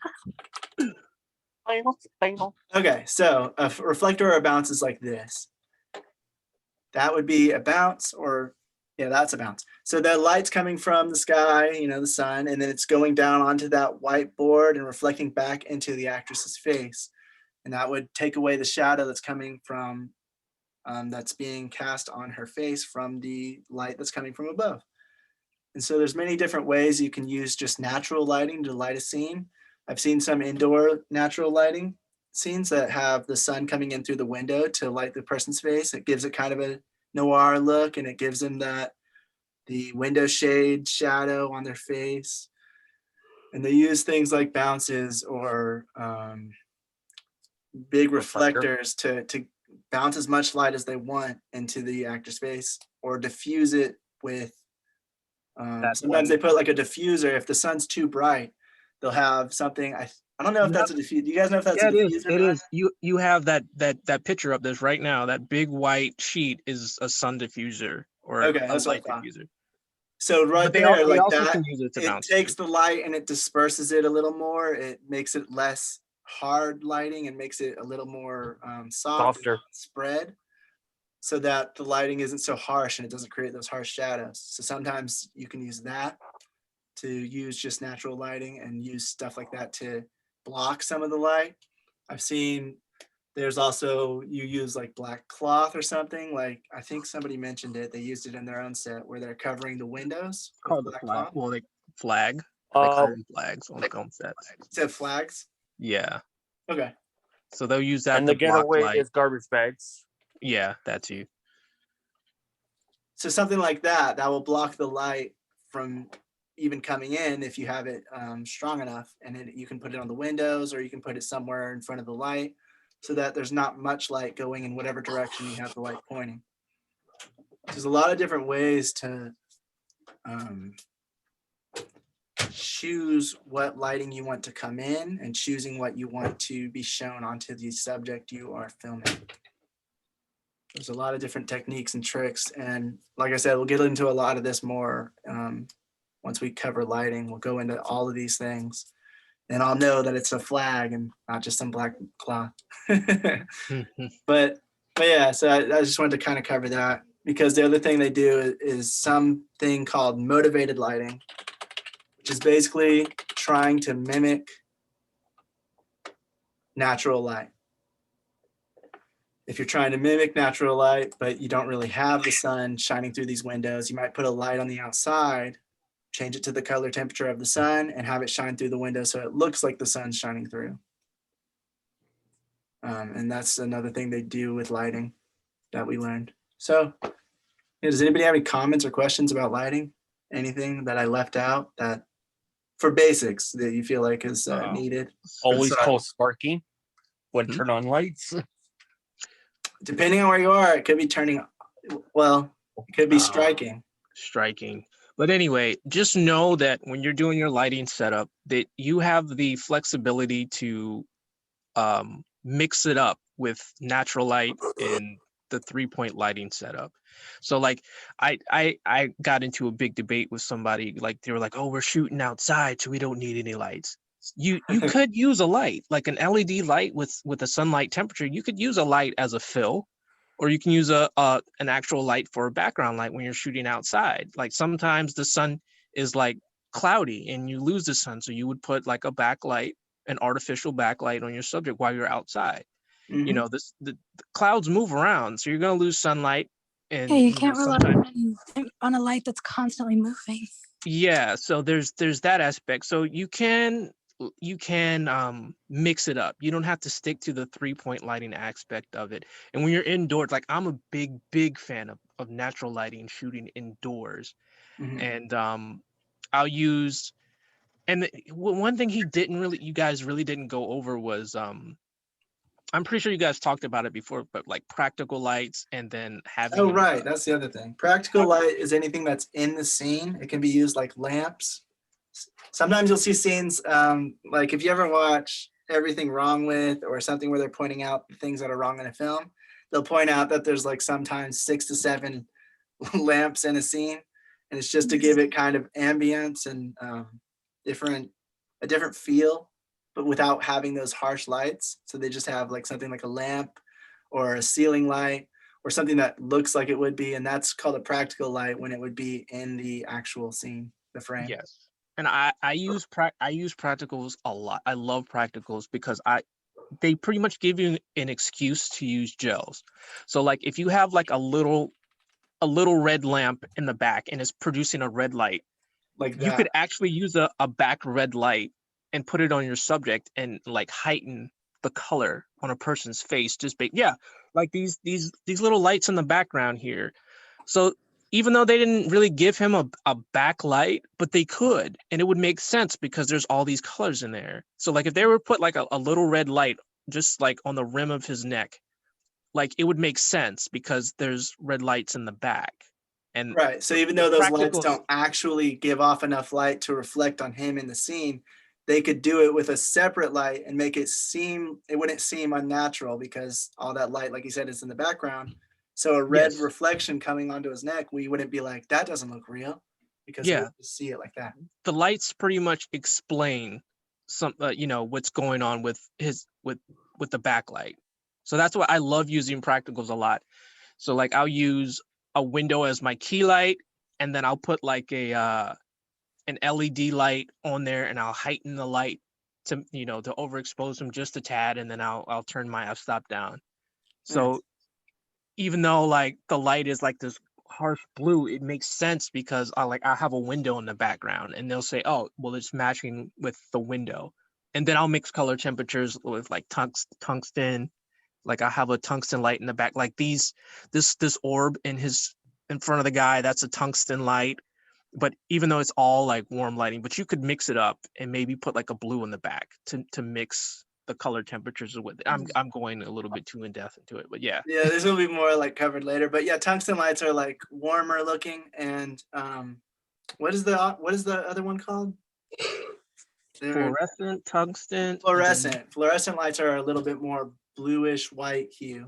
So LEDs, some new LEDs can do where they can switch back and forth between. You can like they have dimmers sometimes where you can show how much light's coming out, and they also have color temperature changes, or little dials where you can change it to be a little more orange. Yeah, I have that in my lights. And that helps, or you can use gels and stuff like that. But yeah, we'll get into all that once we talk about lighting in depth a little more. But anything for those of you that want to, Brian? you can always check out the playlist on lighting that we put together with all of the videos and stuff on the YouTube channel. I'm sure there's way more stuff on there from various. Yeah, there's a lot of stuff I didn't even put in this because I wasn't because we weren't going to go over it yet. But yeah, anything else to add, Brian? No, I'm good. Okay, cool. And Raphael, you've had your hand up the longest. What's your question? Can I share something? Hold on. I can't. Apparently. You mean like share your screen, or are you just talking about? No, like in this book. Okay. I don't know if y'all can see it, but like it says you can use the ceiling. Hold on, let me. To balance light. Yeah, that was something I thought. That's something I asked you if you mentioned, honey, about like bouncing light off the ceiling when you don't have lights that dim. I can explain that. So they have those light poles. You know how they have like the really tall light poles, like they got a little base on the bottom, and they extend all the way up to the ceiling. So like when you point the light towards the ceiling, because normally ceilings are normally that white. Picture he says right there. It gives you a flat light. So the one on the right is flat lighting, so it's soft all the way around. You're not really getting too much shadow, but it is a good way to heighten the exposure in the room. So you could still actually use this, point a light at the ceiling, and still add light and still create some shadows in there to give it more depth. But when you use the ceiling light technique, there's another technique that's similar to that, where they there was like, oh man, I don't have the video for it, but it was a really cool cinematographer, and I like his setup because what he'll do is he'll post white boards on the floor, and he'll bounce off the floor as opposed to bouncing off the ceiling. The direct opposite of it. But yeah, Yeah. that's also a Oh, technique as well. I don't if you think you do can read find the that. video, make sure you can like send it to us via email or whatever, and we can send it through the group if you happen to find the video anywhere. I'd Okay. appreciate that. B, you had your hand raised. Do you have a question or comment? Oh, since Priscilla mentioned the playlist, I just wanted to ask if the videos linked in the syllabus are going to be made into a big playlist at the end of the semester. So the videos we in the syllabus are all in those respective playlists. We basically have way more in the playlist, and we selected a few from the playlist to put in the syllabus, correct? Yeah, so the playlists on YouTube are just, they have more videos based on all this stuff. And when I'm going through the topics and I'm doing the syllabus, I just kind of take from our playlist. And if I don't see it in the playlist, I add it. And I just kind of go in and put these different topics into the syllabus from our playlist. So everything that we have in the syllabus is in the playlist, and then also additional videos. Oh, I read Mel, That's what sorry. These is a, can a flag be used in Windows for a night scene with actor by window? Is that enough, or should some type of lighting be done to create like street lights or something? I've seen people put lights on the other side of the window. It depends on how bright they want to have the outside. Like if you want to have it seem like it's a bright moon reflecting in, then you'll have some kind of light outside shining in, and then you'll probably use a flag or a certain, you'll block it out a certain way. I've seen something, I don't know if it's called a flag, but it's kind of like, it looks like a window shade. It looks like those kind of window shades where the light will still come through in lines, and it just kind of like separates the light to make it look like a window, and then they'll just have a light shine through it to make it look like they're at a window, but really it's just that kind of production. I have some examples of that actually, and there's like different variations of it. You can do that. That's like basic. To do night shooting, you could use a nice nighttime blue, put a blue gel on there, a light blue gel on there to give off like an artificial moon. Or I was working with one guy and he had like this this nighttime green, and he'll use that to laminate like grass and all that good stuff without, because you know it's not, if you look at a lot of current films, they use a lot of blue, and then sometimes it's good to go against the blue and just use green. But if you want to see some More examples different of and creative. Oh, what did you finish? Yeah, oh, okay. If you have anything you want to send Brian, like, oh, hey, thought this might be interesting, let us know, any of you. If you guys come across any video or link or anything you think, oh, this would be cool. Do we have this, you know, that kind of thing? I have a video I can share. Let me see if I can share my screen with you guys. My screen sharing is disabled. Hold on, let me add that ability. All participants can share. All right, try now. We can check if it's in the playlist first though, because we have had people like, hey, what about this? What about this? And it's like, yeah, that's in there. Well, we can just check it out. I mean, if you but we can definitely check it out and see if it's there or not. All right, you guys can see my screen, correct? Awesome background. Super Mario. That's cool. I want to play now. All right, let's see. Where is it? Let's go in the rough cuts. Fine cuts, rodent GT10. That little snake reminds me of the little snake game that we used to have on the Motorola Razr. This is okay to be in the recording, right, Brian? Oh yeah, it's all good. Okay, just make sure. Let's see, where is it at? Right here. So like here I have a light posted right outside the window, and I put a blue gel on there, but I colored it to be. Is it just me that his audio went really slow, or? And then no, it might happen. Yeah. Oh, okay. 1 minute black. And I just been using a green gel on it to give it that kind of like night feel. Yeah, I was gonna say it looks nice. And then let's see, and then, you know, this is what you can do with your your shadows. This isn't necessarily a film noir style, but let's see, where is it? If you have like really, really harsh shadows, you can do things like that's super dark, like that. Right. Yeah, a lot of horror films will use that kind of technique where they come out of the shadows, so you don't want as much light. And then I have a light here with the same green gel. Like you would want to put a green gel with the green grass to kind of like illuminate it. Because if you put blue, then you're mixing the color. And then let's see how I got this house lit up. So I have a backlight here on this house, another light here on the grass, and then I have a light right next to the camera. So when she runs into the light. Oh, that's So cool. Yeah. when you're nice. shooting, shooting in the dark can be kind of hard, but then it can be fun at times too. So was that whole scene shot in like actual at night, or was it shot half? Yeah, we shot everything we shot this in 3 days, I believe we shot. This is a short. So we shot this in 3 days. I was kind of upset because I'm the cinematographer here, and we shot this. This is all natural lighting too. I am surprised. Like I didn't do anything for this one. So she has this nice little rim coming from this window here. Oh, cool. And then It was really pretty. no reflectors, no nothing. Like I was shocked. Well, this is kind of dull. Man, the sun was really helping you that day. Tell me about it. And let's see. And then she's a part where she walks into the shadow and she gives this line. Hold on.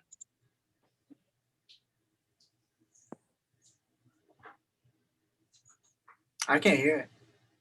Does anybody else hear it? I hear nothing. Oh, there's no sound for you guys. But yeah. So that's pretty much my little horror scene. And then I have another one. This one here was shot. So now this was literally shot right as the sun was going down. Okay. I'm literally losing daylight by every second. I'm losing daylight. Each shot, I'm losing daylight. It was annoying. Yeah. Once again, all natural lighting. But what I could have did with this, I could have used. It was a weird time of day to shoot. So if I were to use that, I would probably end up making it look unrealistic. And then this is a rack focus. The guys. So what did you do with that shot since you were losing daylight? What kind of lights did you? Surprisingly, so these new cameras now, like back in the day, I would have just had to give up or make it a night scene. But these new cameras are like amazing. This was shot on Fujifilm. And like I didn't even bump my eyes. I bumped it up to like around 600, which is like the safe. And then I opened my iris all the way up and then boom. But literally like it's dark. It's super dark, but the camera is picking it up as if like, I mean, it's still like dark, but it's not like, you wouldn't think that like literally like the sun is going down. Yeah, no. Cool. And then this is all natural light too from the house. Like I didn't put any light there. It's just coming from this guy's kitchen in the location we're at. And like this whole thing was shot because this was 448. So like I was kind of helping him out and I didn't feel like doing a whatchamacallit. I didn't go all out. This is my whole handheld without a rig, without steady, you know what I mean? Oh, well, congratulations, because it's less shaky than a lot of professional shows we've seen lately. Goodness gracious. Yeah, I agree with that. I've seen a lot of shake on shows now. Some handheld, holy crap, my eyes hurt because they thought that I was the one blurring it, not the camera. This one is this is natural light as well. But when you get to this car scene here, it gets kind of tricky because see here in the cab. So it was like shot at 12 o'clock noon. This is another thing. You guys didn't go over magic hour, which is, you guys know what that is about? Yeah, because we were trying to, I guess that would be considered basics, wouldn't it? Yeah, I mean, for outdoor shots, you definitely need to know all that stuff. Yeah. Yeah, so magic hour is like between the hours of, for me on the East Coast, is like it would start around 6:50, and then when 7 o'clock hits through around 8, I 10, feel like or winter you'd probably have to bump that back like an hour or two, wouldn't you? Yes, you definitely do. Yeah. But it's as the sun is setting. So pretty much any Michael Bay film is considered magic, because that's all he does is shoot magic hour. But this is Not seeing my Bumblebee and Megan Fox fixing the whatevers. Yeah. The sun setting in that one. It was a pretty shot. But this is Jorge's asking where he you has can find your films, Brian. Yeah, I was gonna say, like, Brian, you can always email me the links to your stuff so I can share it to everybody. Oh, my stuff is scattered all over the place. My YouTube page is just a whole bunch of like unfinished projects that I have. But yeah, you can check out my YouTube page if you wish. But just type my name in, and there's only one other Brian Booker, and he's a musician. But anyway, so this car shots are difficult to shoot. They're really annoying. But they can be fun. V asked, did you block out the rear window for the car scene, or is that just surprisingly? No, like his windows aren't even tinted. I don't know how this exposure is working. This is that Brian is just lucky as heck. All we've learned from this. Yes, like I said, I'm shooting. It's 12 o'clock noon. So when 12 o'clock noon hits, the sun is like all the way up in the sky. It's literally above your head. So it casts a lot of really harsh shadows. So that's what I was fighting with the sun. So like when you look inside the car, like it's like pitch black because all the shadows are in the car. So what I've done now is literally what this guy is looking at is he's looking into a reflector. I put a reflector in the driver's seat and I'm bouncing the light from the sun back onto his face. Oh, his poor eyes. Yes, I know. This is something actors have to deal with. So I'm literally, that's all I'm lighting with is this reflector right here, and it's doing an amazing job. And then when you get to his shot, you can see like back here in the window where it's overexposed, you can see that's where the sun is. So like I said, it's 12 o'clock noon, and that's where the sun. This film was annoying too, and then you can see this. This is from film school, so like I'm still learning, and I didn't know anything about polarizers or anything like that. But when you do car shots, you always want to have where is it? One of those, the rear view shot. I always get one of those. And then what else? So we shot, this is for like another film festival when I was in film school, and it was kind of similar to the 48 where they literally give you like no time to shoot it. So this was shot in like 4 days as well. And we literally used, so like this was like later on in the day where the sun went away. So that scene you just saw, it was nice and sunny. And then this scene here is not so sunny at all. It's all soft lighting, as you can see. But this is all natural light as well. Like I'm not doing, this is all light coming from the window. And then so you would try to film in those hours, in those magic hours as much as possible. Yes. But the problem is, you see here, this scene is like in the middle, and then you come back here later on in this thrift store where it's sunny again. And then, so you also want to pick the season you want to shoot in too. Like if you're going to shoot in winter, shoot in winter. So everybody has their jacket off. You want to shoot like in the spring, because then in the morning time, everybody's wearing a jacket, and then middle of the so day. If you want to shoot in winter, shoot in winter. Like sorry, honey. everybody's taking their jacket off. Yeah, because Brian, you sounded drunk for a minute there. I think it's just because your audio keeps lagging, so it's like, and it's like sounding a little weird. It's just because the video, because the video's probably taking up some internet, so it's. Yeah. But yeah, looks pretty darn good. This is all natural lighting. Let me see. Share your YouTube channel at least, like in the chat or something, and I'll post it on the WhatsApp group. I got you. And yeah, is there anything else? Oh, let me get you some more natural lighting. Where is it at? Not too much though. I'm kidding. No, this is the horror film. Never mind. But yeah, that's all I wanted to show you guys. This is all indoor, somebody's garage. He's got like really? Yeah. This was another 48-hour film festival. Let's see. As you can see, there's a practical in here that we're using to kind of give them this rim. Yeah. Oh, cool. So you cleared out the entire garage and managed to like set all the equipment and have them on one side?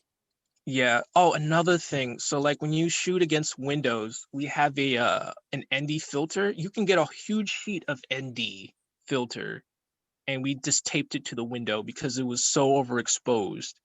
So like you would just tape, if you're like, hold on, let me go back.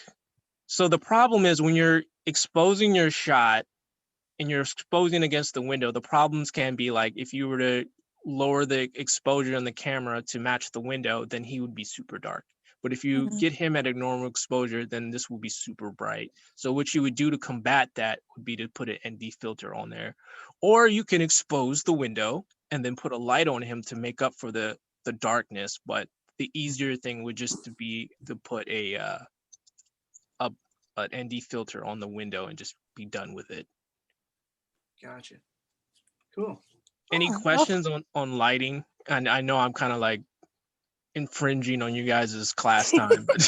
No, I like Not this. a class, Just to Brian. show like We how talked it about happens this. in like real productions and stuff. Yeah, like it's a study group. We're learning from each other. You're teaching us. And Oh, this is another film school one. This is one. So here I'm using my son as my backlight, and he has once again another reflector. So this is, I guess you would consider this 2-point lighting. He has a reflector here. The sun is bouncing I was off gonna his say, is face. he supposed to make that face, or is he squinting because of the sun? He's squinting because of, I'm sorry, I kill my actors. He's squinting because of the he's squinting because of that. And then another thing you want to keep an eye on, like this is film school stuff. So I made You couldn't like have even given the man some sunglasses. every mistake you could make in a film, I made in this one here. Let's see, where is it at? Let's see. This is magic hour, by the way. This is what I was talking about. The sun is going down. You have these nice oranges. Where is it at? That's too dark. But all right, you see this car shot here? You want to pay attention to reflections like this because they give away your cast and your crew. I've actually seen movies where they will do a car scene or a car shot and the car will drive by and you can see the whole crew in the reflection of the car. I've seen that. The camera reflected back. Yeah. Yes. I've seen that. I've seen that in professional films. Oof. Yes, in professional films, and they didn't even bother to remove it. So this was fine, but on the reverse shot, I can see my boom operator in the shot, and I was getting highly upset. So what I had to do was I had to mask it and blur it out to make it look like it was just a blob there. Sometimes you can fix it, but a lot of times you just can't. But yeah. That's one of my first, that's like my first film school project right there. But Nice. yeah, that's Yeah, all I I like wanted it. to show you guys for that. Let me pull my screen out or revert to so you guys can. So Like does anybody those have any credits, questions about produced lighting? this joint. Does anybody have any questions about lighting or any of that stuff we just covered? Or Brian, any of Brian's projects or anything like that? How do I get From back now to on, the- after we ask a question, no. From now on, after we ask a question, I'm giving you guys 5 to 10 seconds to answer. If no one answers, we're moving on. Where's the crickets? I'm getting it. Brian, no. All right, so we're moving on then. Let's move on to union versus non-union actors and the benefits of having one or the other and the cons of having one or the other. So does anybody have a lot of experience with this and would like to share their input? Huh? Someone said something? And that's what I was wondering. Well, does anybody have any input on they'd like to share from their perspective? Brian, Devinder, being union, being non-union, working on The non-union differences. projects. experiences, that kind of Working thing. with union or non-union actors, and the other side of that, working on a non-union and a union production. Okay, let me go first. Yeah, go because ahead. I have to leave soon. I started as a non-union actor, and then I got a chance to work with CBC radio drama, and for that I got union credits because CBC is in the union. So when you have, I think, one credit, union credit, you can go and apply as an apprentice member.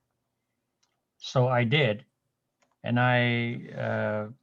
there's no big initiation fee, so you just pay $78 a year, and you become a junior member. And once you accumulate, I think it's 6 credits working on a union project, then you can apply for a full union membership. So for that, you have to pay an initiation fee. I think in Canada, it's $1,600 right now. And which union is this? This would be ACTRA, ACTRA. Yep.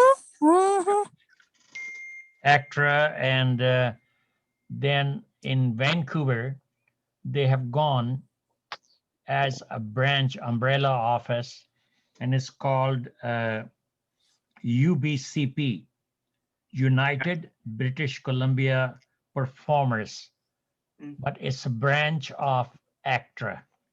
So the head office is in Toronto, but if you're living in Vancouver, your membership card will have a union member UBCP/ACTRA. So you are governed by ACTRA, the head office. Now, before you go and start thinking about becoming either union while you're non-union, it depends what your goal is. Whether you want to stay small, do commercials and do shorts and so on, and you don't have to become a full member or even union. You can just work non-union, and in non-union you usually get to do commercials. So mostly you'll be doing commercials. The rates are a little bit less than if you were a union member, but when you decide you want to get away from doing commercials, now you want to do features, principal acting and theater releases and so on. So you have to decide. Once you decide that, okay, no more non-union work and no more commercials and so on, now you want to play the big game, then you need to first find credits, enough credits to get into a full union membership. And there are pros and cons on both sides. I tell you, when I was an apprentice member, I used to get lots of commercials, but I never got called on a union set. And sometimes I had to sit because all the projects that were coming into Canada were union. They were coming from SAG and AFTRA. So I asked my agent, I said, "You are not sending me any projects." He says, "Because you are not union." So I said, okay. So I became an apprentice member. He started sending me. But then all of a sudden there was more work. It goes in flows, it goes in waves. So I started getting more union work, and I wanted to do more big stuff like work as an actor and do principal roles and so on. So I left that agency and I got another agent, and she says, Dave, if you want to be with the big players, you have to join a union, because I had quit the union on the advice of my other agent that if you stay as an apprentice member, you won't get any work. If you want to do more commercials, non-union work, you have to quit. So I resigned from my union. And when you resign, you lose all the accumulated credits. Wow. So if you want to start again, you have to restart. You have to earn your credits, and then you qualify again as an apprentice. You get 6 more credits, and then you become a full member. So I decided that I have to become a full member because there was big movies coming on. I got a chance to work with Warner Brothers, Paramount, and Netflix, and so on. So I had to decide that no more non-union work, because non-union, I got several projects where I didn't get paid. Right. Because I had no power to go back to them, and so on and so on. And there was no time and a half, no double time, no nothing. They will make you work 7 days, or, so because of no ruling, they take advantage of you. Being a union, you get better contracts, better money when you book. You get member benefits, including health and eligibility. Deals and discounts comes with being a union. You have access. Once you become actor, if I have to go to the States, I can connect with SAG or AFTRA foundations there. Mm-hmm. Now you have safety meetings, and you have so many deals offered to you. And so there are lots of benefits, but it's your decision. If you want to play big, become a full member, become a union, pay the initiation fee, and then you will start making more money. It's like a forced savings account. Once you become a full member, you better be working, because you have to pay your dues every month. There's a certain amount you have to pay. You cannot be sitting on your ass and doing nothing. Now you know that you have to make a big deposit as a union, monthly or annually. You have to work and make money, so that gets you going. So that's is a kind of a initiation, or something to look forward to. When you are non-union, you miss out on union projects. You cannot apply on certain things. You can't even go for auditions. Looking at both things, I have to say I am better off being a union actor, because I get more recognition working on big projects. There's lots of networking when you work with Warner Brothers or Paramount or Netflix, and so on. So I'm happy, and that's all I have to say about unions. Okay, thank you. Thank you. Yeah, I did actually read somewhere, I'm not sure how real this is, but I read non-union actors can work on a union set, but they have to have like they have to pay extra fees, and the production has to fill out a kind of temporary union role for them in a way. I'm not sure how. Yes, the producers will have to go to the union, and they have to plead to the union that they cannot find another divinder in their area, and they are incurring so much cost a day, and he's union.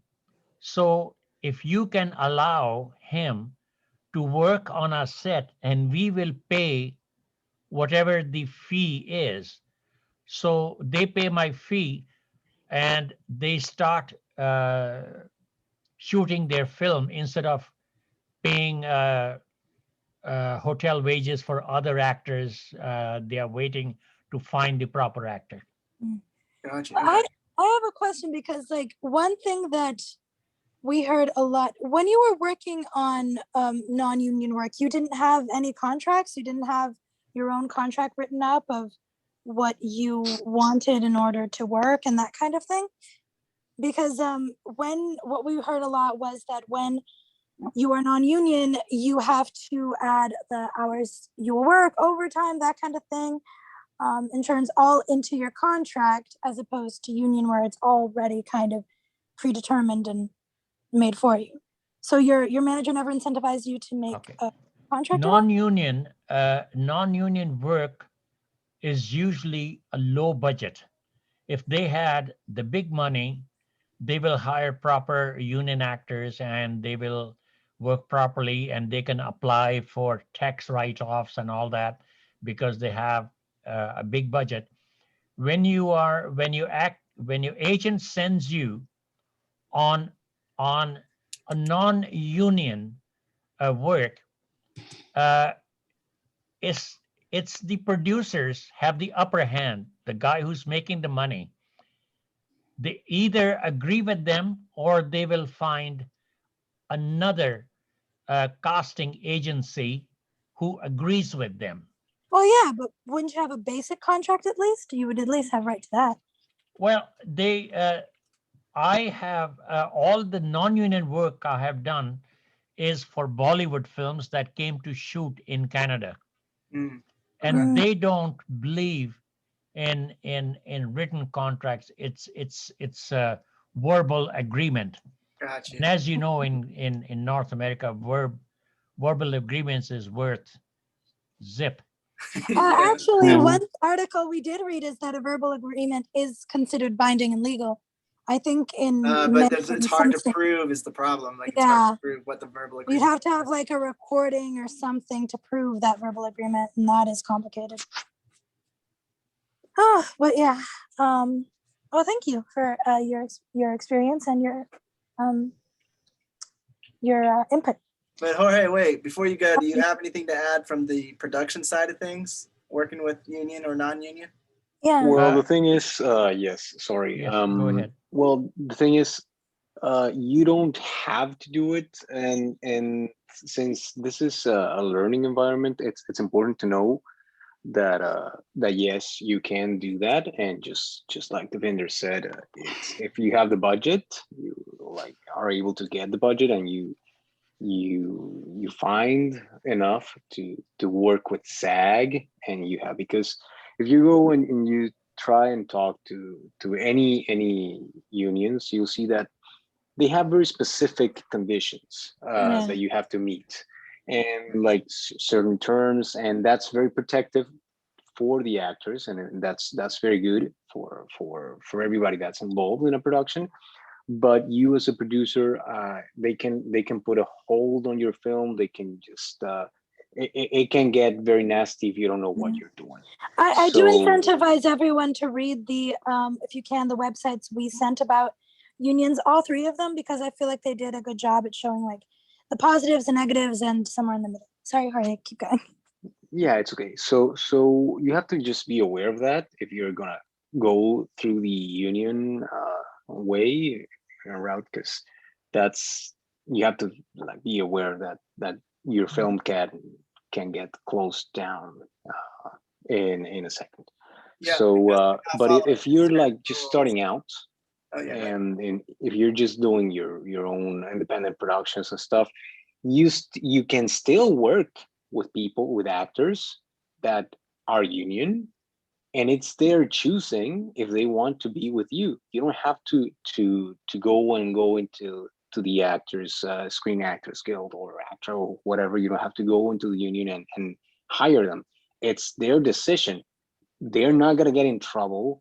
Of course, they can just Yeah, they don't incentivize that you do non-union work. Yeah, but they're not gonna tell them, you know what, you're not working with us, and I hate you forever. No, that's not gonna happen. You know, it's entirely the actors, the artists' decision to choose if they want to work with you. But of course, they're not gonna, if you're not paying for ACTRA or if you're not paying for SAG, then they know what they're getting into, and they must like the project, and they you know it when they're used to working in a different level, if they want to go to an independent production, and which happens a lot of good actors and well-known actors sometimes do projects out of just love for the arts, and that can happen to you. You know, you can find them.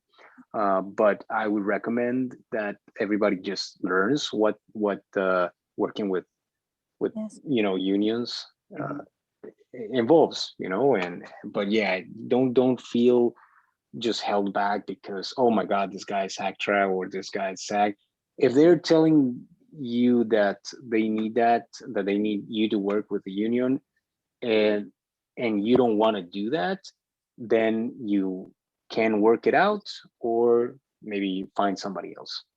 Definitely don't feel pressured. One of the articles we have is exactly someone talking about how their manager made them feel pressured to enter SAG, and it was a very hard experience for him because it wasn't the right time for him.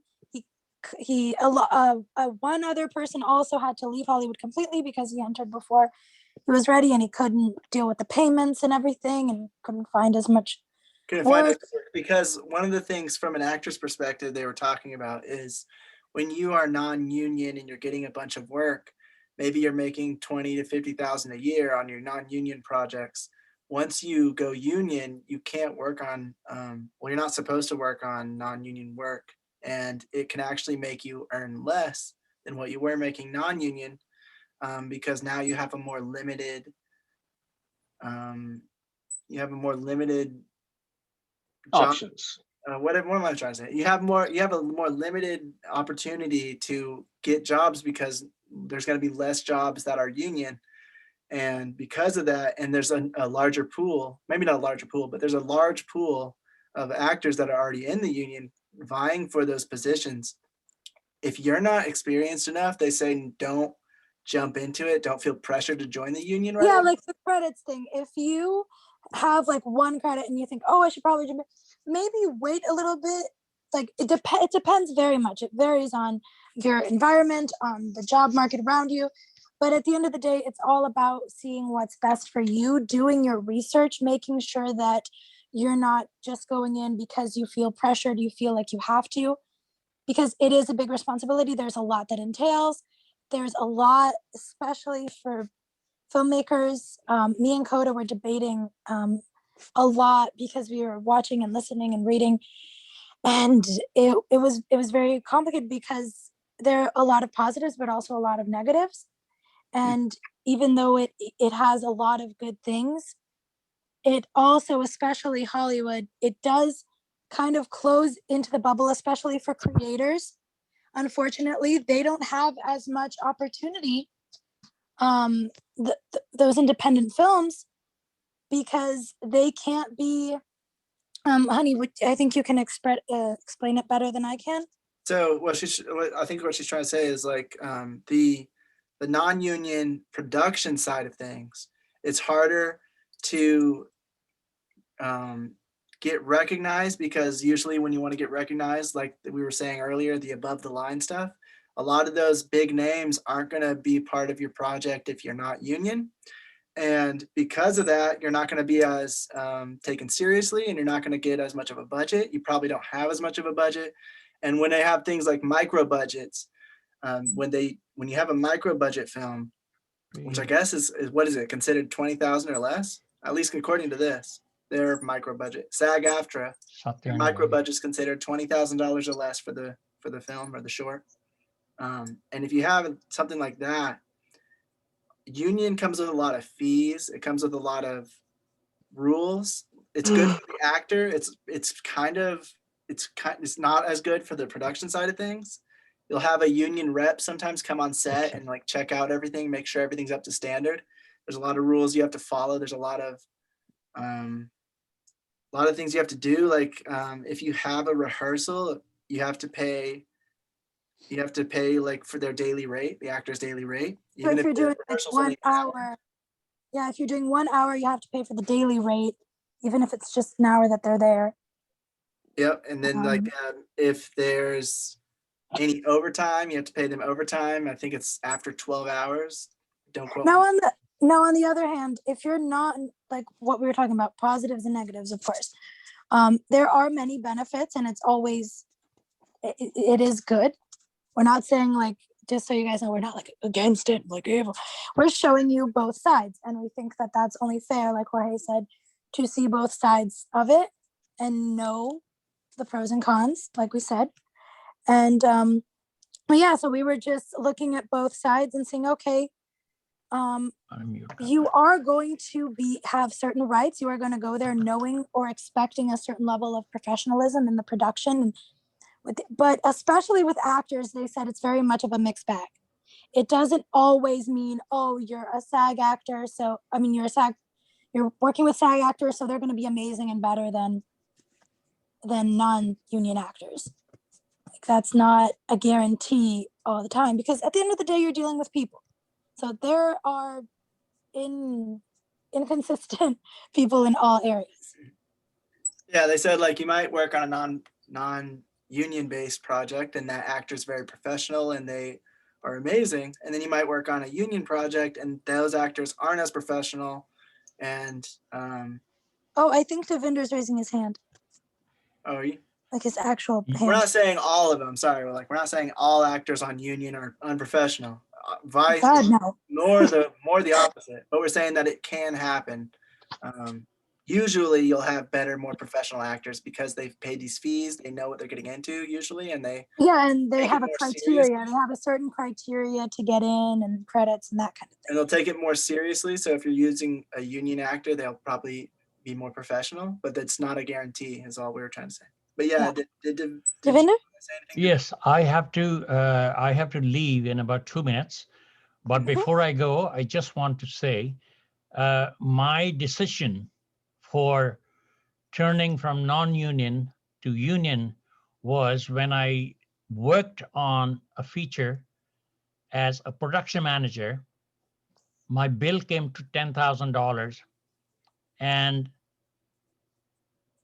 when I took them to court, all I got was $1,800. Wow. And then another movie I did, that was just a pilot, and the contract was for $1,000.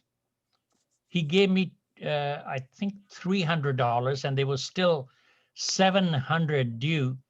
Wow. And every week I'm sending him emails, and I still haven't gotten the balance. So that was my final straw that broke the camel's back, and I said no more. I would let the agency take care of all these heartaches of losing money on every project. So yeah, with the union, you have someone backing you up. Yeah. So that was my final decision, and I'm happy with ACTRA, and they are taking care of me. Guys, it was a wonderful. Thank you for all the input, and I will Thank be you back for your experience next and week. your input. Thank you kindly. Thank you for coming, and thanks for sharing. Yeah, bye-bye now. Bye. Good night. But yeah, that was something they touched on. But yeah, a so lot. that's what we're saying. Like, it's usually better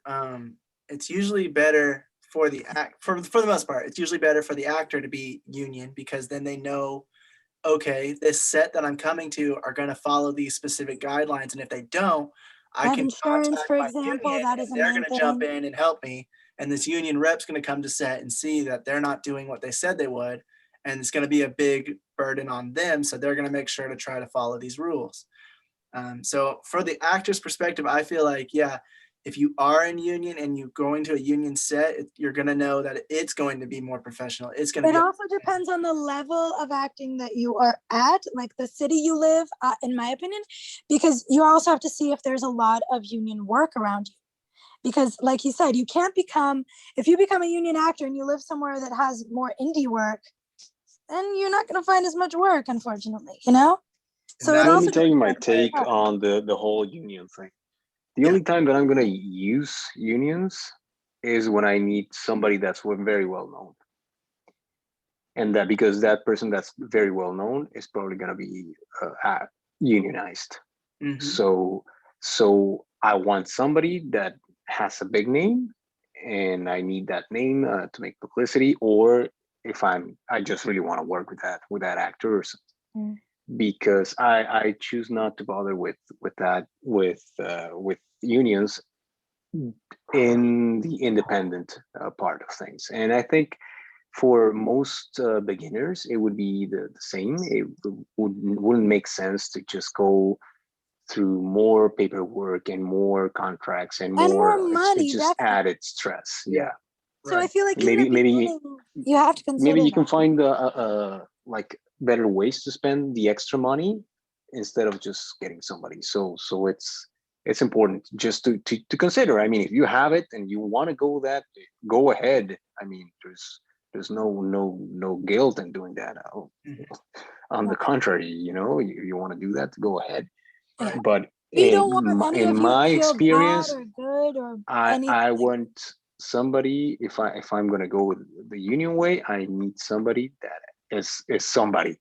That's the only way that I would go unionized. So I wouldn't. But if I was starting out, I would never tell myself, you know what? If I had to learn everything that I know now, I would say, man, you just don't worry about it right now. It's not. You don't have to work with unions all the time. So it does really make sense. Well, definitely. We just thought it would be good to mention so people can understand, because a lot of people, especially when they're starting out in their careers in the industry and that kind of thing, they think, oh my God, that's my end goal. I need to get to union. I need to become a union actor. I need to, they think and that's the goal. Yeah, that's the goal. In the end, everybody working with people that are unionized because you're working with big budgets, you're working with stuff that needs more protection and more stuff, To make sure to show both sides and to show that you don't need to rush into it, especially. That is the main thing. You do not need to rush into it. You need to know your environment. You need to know your circumstance right now. You need to let yourself grow as a professional and give yourself that room.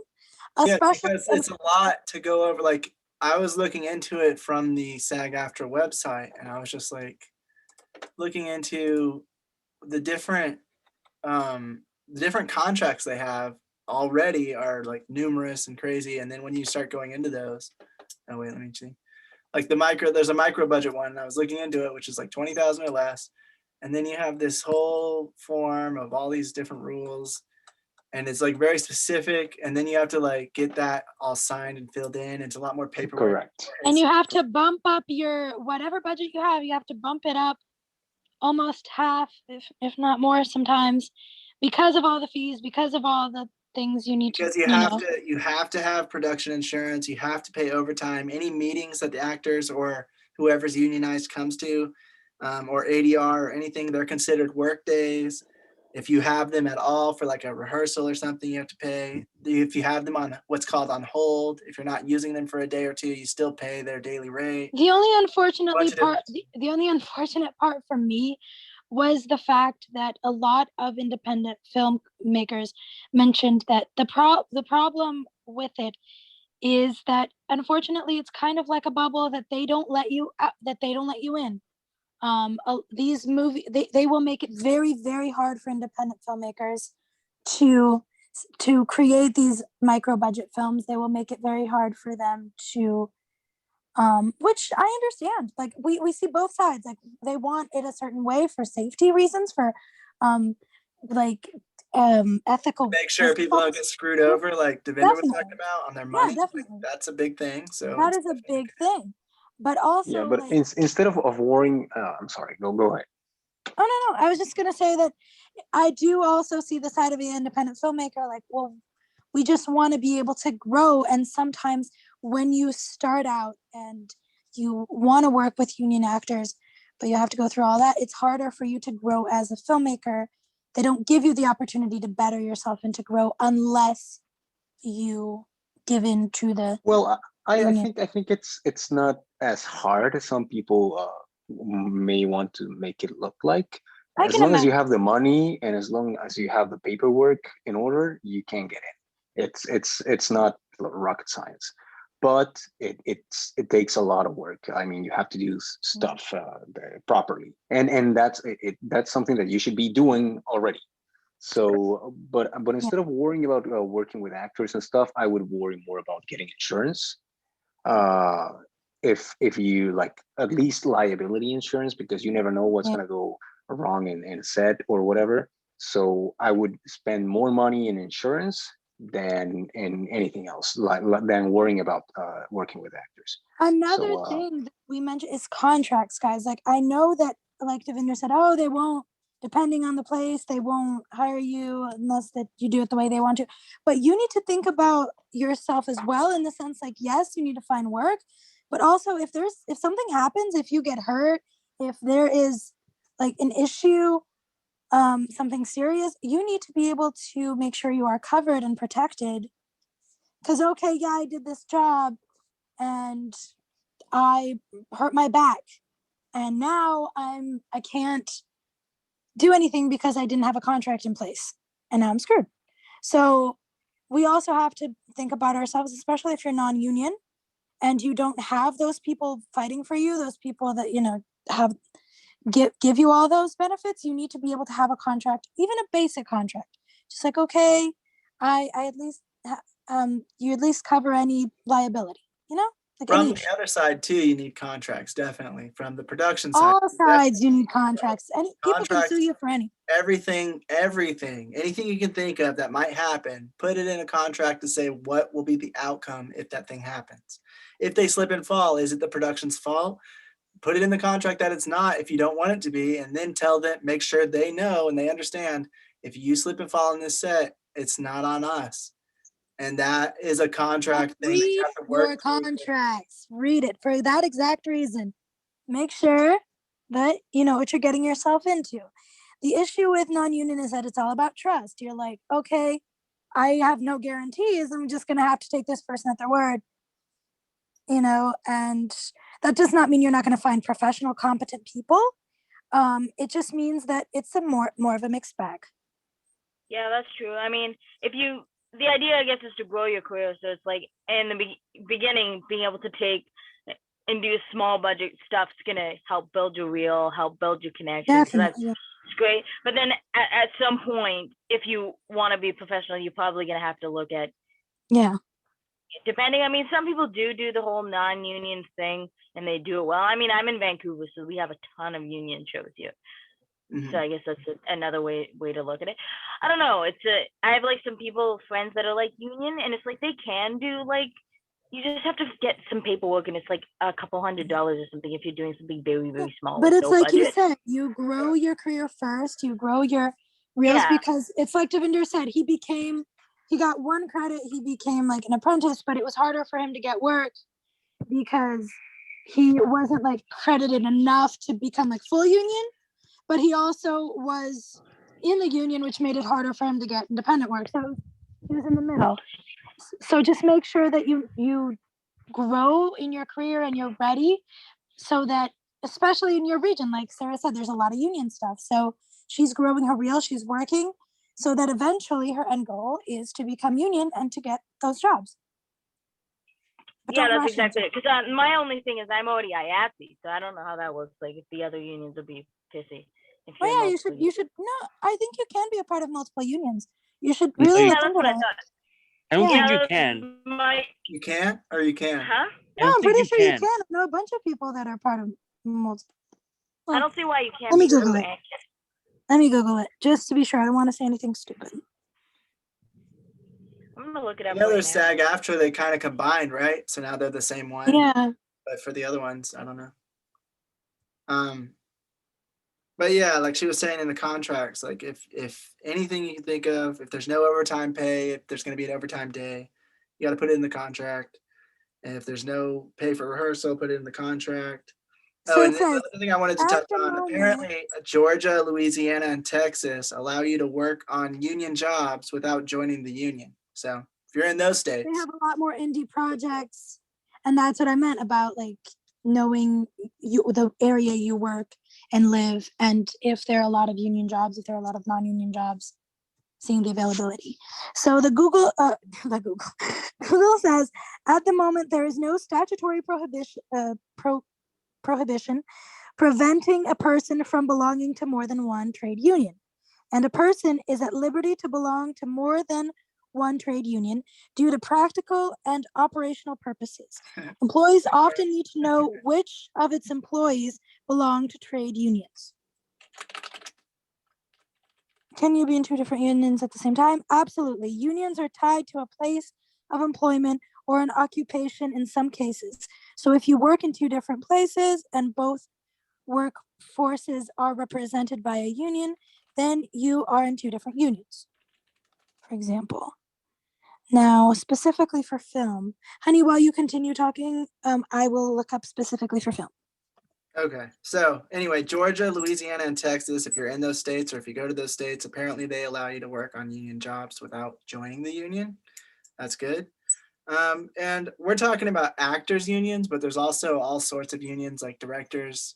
What is the Directors Guild of Canada? Directors Guild of America. Yep. There's screenwriting guilds. There's both SAG, AFTA, and what was the other one? IASE or something like that. That one is covering a lot of production jobs. So it says both SAG, AFTA, and Equity are members of the Associate Actors and Artists of America, the 4 A's, and grant membership to members of other 4A unions. So if you are an Equity member and land a role in SAG-AFTA film, you can join SAG-AFTA without any other work requirements. So which one did you say you were a part of, Sarah? You might look into that and see if you can join SAG-AFTA unions, for example, union jobs, for example. SAG-AFTA is American, I think. Oh, well, look whatever region you have. Well, is it though? Because I think Devinder, isn't he in Canada? And he was talking about being. Yeah, he's a SAG-AFTA actor, but also he doesn't do jobs just in Canada. Honey. He just does jobs from Bollywood. He does jobs from U.S. companies. Gotcha. So that's probably why. Yeah, so it would also depend on the area of the country you're in and all of that. Maybe I'm just looking at it from the crew point of view. Does anybody know the answer to, like, if you're part of a union that's in the United States or Canada only, and you go on a project in another country, would you need to be part of that union, or how would that work? I think you can, but you need to pay a certain fee or something. Okay. I'm not 100%, but I know some people that have done that. Gotcha.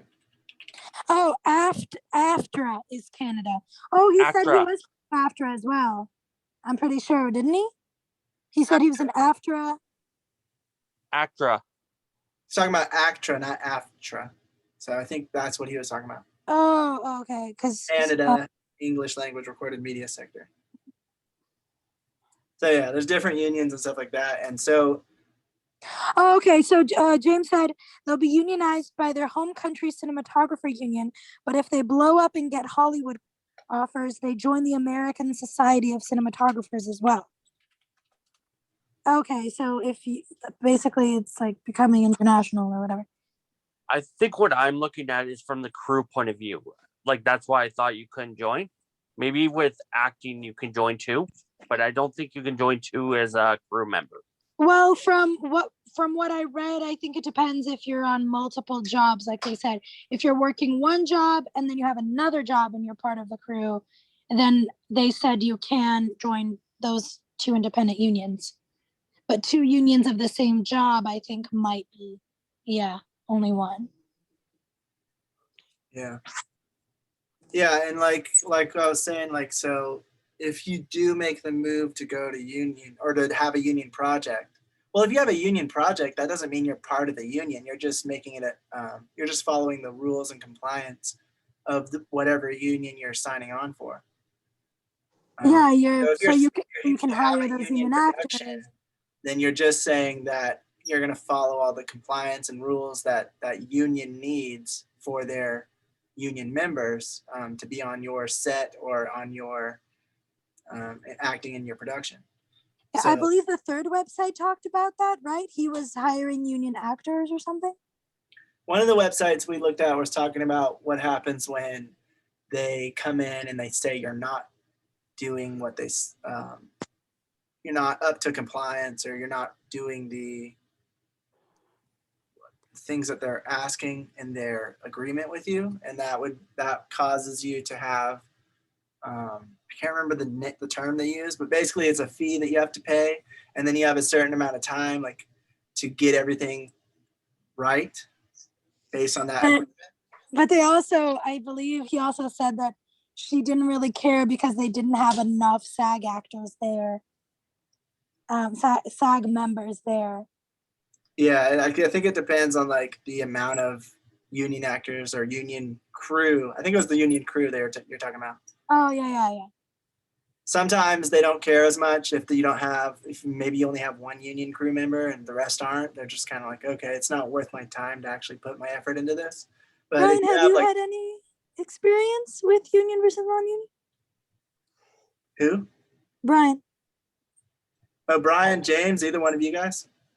One of the samples I showed you had a couple SAG actors in them. They were kind of doing it like under the radar, but they definitely said things like there would be a lot of trouble if anybody if they found out that they were shooting like this short with us. But yeah, they also said a lot of things like Devini was saying Devinder was saying that it kind of gets in the way from the smaller,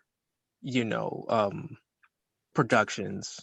Mm-hmm. So like it does. And just like Jorge was saying, like when I see that, oh, you're SAG, well then I don't want to go through that. Yeah, because it adds a lot work. more paperwork and a lot It's more. not that I couldn't do it. I just don't want to go through that process. It's just, for stuff that I shoot, it's like, why would I put myself through that? It just sucks, doesn't it? Because I feel like it would be so good if we could find that balance between giving people their basic like work rights, but also not making it harder for the production, for the creators. And on top of that, like, so like the examples I was showing you, like two of the actors in there were SAG, and they were doing us a favor because, well, not me, but the guy who wrote the screenplay for it, he was friends with them, and he's like, yeah, just come up, do this movie with us, and we're not going to tell the SAG affair. And they but shot. You can get kicked out if. You can get kicked out, and you can still get in trouble. That's where I was getting at. You could still get in trouble. So let's say this film that I shot, let's say somebody in this group sees it, and they're like, oh, let me go submit it to somebody, and somebody from Hollywood sees it, and they're like, yo, let's put this on Amazon. And it goes on Amazon, and I start making money off of it. Now I got to take it down because it has 2 SAG actors in there, and we didn't sign any type of paperwork or contract. We'll go over with the SAG affair. So it could get tricky in ways, and then it can come back to haunt you. But luckily for me, like, this wasn't really something that was going to go or blow up or anything. But if it did, and you never know what people see. Like, I still, like, on my YouTube, I still get people commenting and this, that, and the other, so you never know who's watching. You never know what's going to pop up on somebody's YouTube feed. Your video might pop up, and you might get that phone call or a response from somebody that says, hey man, like, I want to put this on Netflix or something. Right. And then you got to consider, like, oh, I got SAG. Now I can't put it on Netflix because I have SAG. I mean, there's still a possibility of going back and having them sign contracts and stuff, but still, it's just the principle of it. There's that barrier. Yeah, because wouldn't they like charge extra fees if they found out you had a? What would they do? I'm curious. Oh, they will shut you down if you put it on there. They would cease and desist order on it, and it would have to come down, and then they would probably take you to court to try to figure out how much money you possibly made off of it and take it from you. I was at, like, what would they do if okay, so let's say that thing you shot, someone wants to put it on Netflix or on some kind of streaming service where you get paid. Would if you're going back trying to get the contracts after the fact and SAG-AFTRA or whatever finds out about it, do they charge extra fees? Do they not let it happen? What do you know? I'm not necessarily sure. I don't know why they would I don't see why they would charge it, but I'm pretty sure there would be a whole bunch of questionnaires and stuff about, Why it not wasn't already contracted.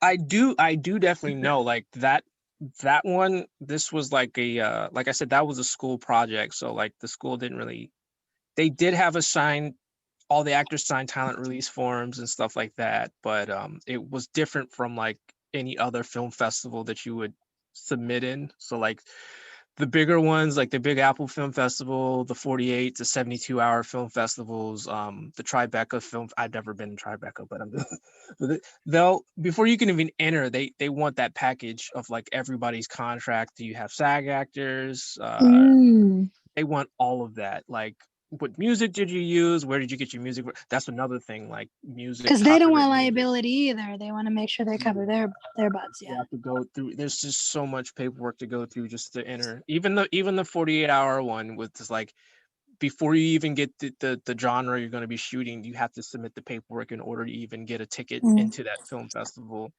And yeah, it's a lot of work.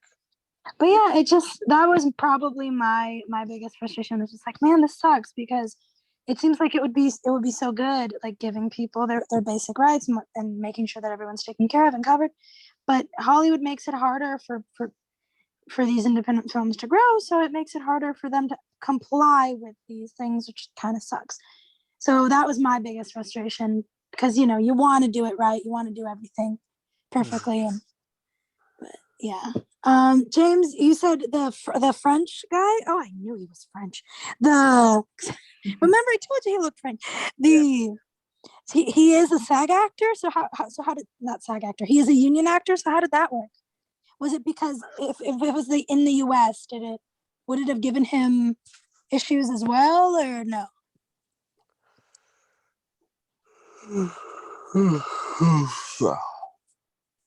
That was James. James, you there? James, did you fall asleep? You might have fallen asleep. Anyway, all right. So I guess mainly from what honey, jeez. Well, that's how I wake you up. No, I'm kidding. Dang. I'm kidding, honey. He isn't unionized. I don't know, from what I can tell, like it's just probably. Oh, he isn't unionized in the US, he said. And so, geez, I was away from my phone. See, but it worked. It worked. The yelling worked. No, I'm kidding. I won't do that again. But so that's okay if they're from another country. Basically, they can only do union jobs in their country, but in other countries, it's okay. Oh, wait. No. The cricket sound. You missed it. Well, you know you did. No, I didn't. Get away. All right. Well, anyway, so what I'm taking from all this is just be non-union while you're still small, and if you want to get larger and get the bigger names, then you want to go union and deal with all that. But you definitely always want to look into everything before jumping in, because there's a lot of rules and regulations to being union. And if you're non-union, cover your butt with contracts on both sides, whether you're do a project or whether you are producing the project. Cover your butt. Cover your butt. Everything in the cover your bums. There you go. Just to have it be and make it everything clear as well. And make sure you take the time to read. If you're on the receiving end, make sure you're reading through the whole thing, because if they're trying to rush you through it, they're probably trying to hide something that you are going to be screwed over for. So you want to make sure to just be like, I need time. And for few guys, make sure you have a lawyer. Like, even if you just know a lawyer, just look into a lawyer, look at their fees, because just show that you mean business. Because otherwise, that's money. So that's what I'm saying. Like, if it's micro budget, no. If it's micro budget, then you can't really have a lawyer waiting. No, I'm not talking about paying for a lawyer. I just mean like make sure you know lawyers available in your area and their rates in case anything happens, because you'll run into a situation like Daniel said, like Devinder said, where you might, if you have to, hopefully it doesn't come to that, but that you know your options. If like last resort, if it's something that makes a difference. If it's just a few $100s, don't sweat it, because unfortunately it sucks. But next time you know not to work with that person. Yeah, because the problem with it is like, lawyers are expensive. So if it's only, they screwed me over $400, it's not going to be worth it to get a lawyer to do it for you, because it's just going to end up being more money. But that's probably their hourly rate. He was supposed to get paid $10,000 and he only got paid like $1,800. Then yeah, that's definitely a reason to get a lawyer. And that's definitely different. So that's all I meant. I didn't mean like lawyer up. I meant like know your options in case it comes to an emergency like that. But if it's just a few hundred, it sucks. But don't waste more money on that, because it's not worth it. But also put it in the back of your mind, I won't work with this person again. Screw me once, shame on them. Screw twice, you know the saying. So yeah, so like just everything in the contract on either end, make sure you're looking out for everything. And if you do want to hire somebody, make sure, I mean, if the union actor wants to go on your production, they're the ones that get in trouble, right? Not the production. The production can get in trouble too. If you have a union actor? Yes. Yeah, that's what I was saying. Like they would shut you down. Yeah, they shut you down. Okay. Shut your production. Oh no, yeah, if you're trying to make money on it. But I was just meaning like if you're trying to. No, they can still shut you down, because they can sue you for technically- having that actor illegally there probably, and take all your. Not even that. They look at it as their actor is their property, and that's the way they're going with it. You're taking their time. Yeah. But they could be making money on another shoot. Okay. So then I would just make sure you know what you're getting into, I guess. One thing we heard was that they get 2.3%. 3.6. No, 3.5%. 3.6. Oh, 3.6% of the entire profit of the movie? No. If it goes on a streaming service, they get 3.6% of the streaming licensing fee that the streaming service pays to put it on. They say that only theatrical films. Honey, you want to explain it? I don't know. I know it, but I'm terrible at explaining. What are you trying to explain? I don't know what you're. The thing about the difference between theatrical films and streaming films, when it comes to union and non-union, that's what I was talking about. Those rules have changed. That's why I haven't talked about. Oh, right. We will look into that. Like I said, there's this. It's 8 years old. Micro budget contract.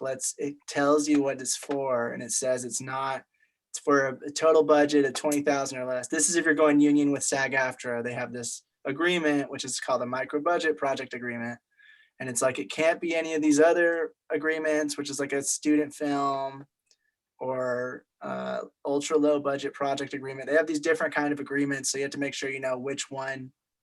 So there are various options as well. So know your options and make sure that okay, what are my options as far as this? And then it's just like, it must be shot and recorded in the United States. It must have a total budget of 20,000 or less per project or episode if it's a TV series.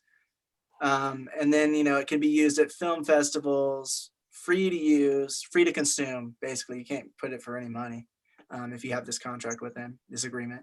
But it's like you can put it on free to consume new media platforms, film festivals, stuff like that.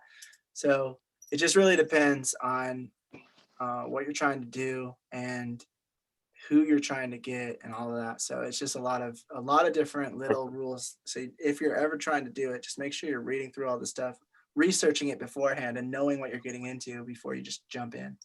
Like if you pay all the actor fees, I think you can and pay for the talent's time. I think you can technically use an actor, but that's if you pay all that fees. Okay. Yeah, I've heard that.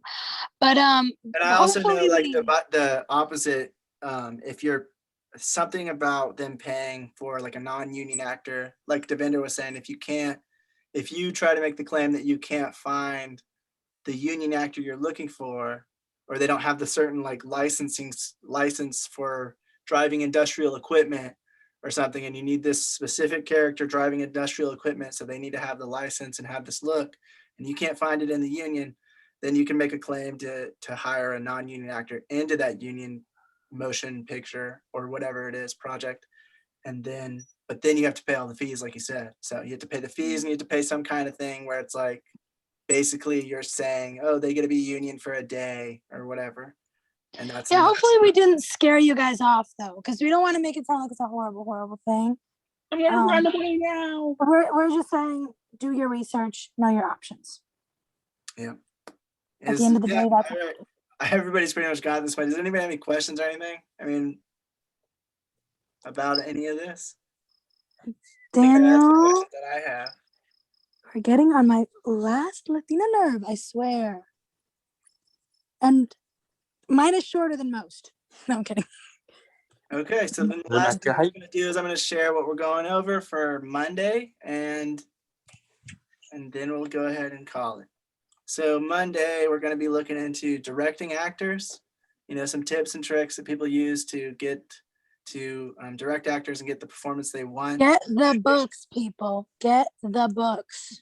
I'm just saying. The book has some really good insight, yeah, so we'll probably talk a little bit about that. But we'll definitely be talking about it even in the meeting, because we saw some stuff that's so good that we're like, oh, we're going to share this and that. And then we're going to be looking into pacing an actor, and I'm not really sure how, I'm not really sure how that's going to be, but I'm curious to read into that stuff and see if they're talking about what I'm thinking.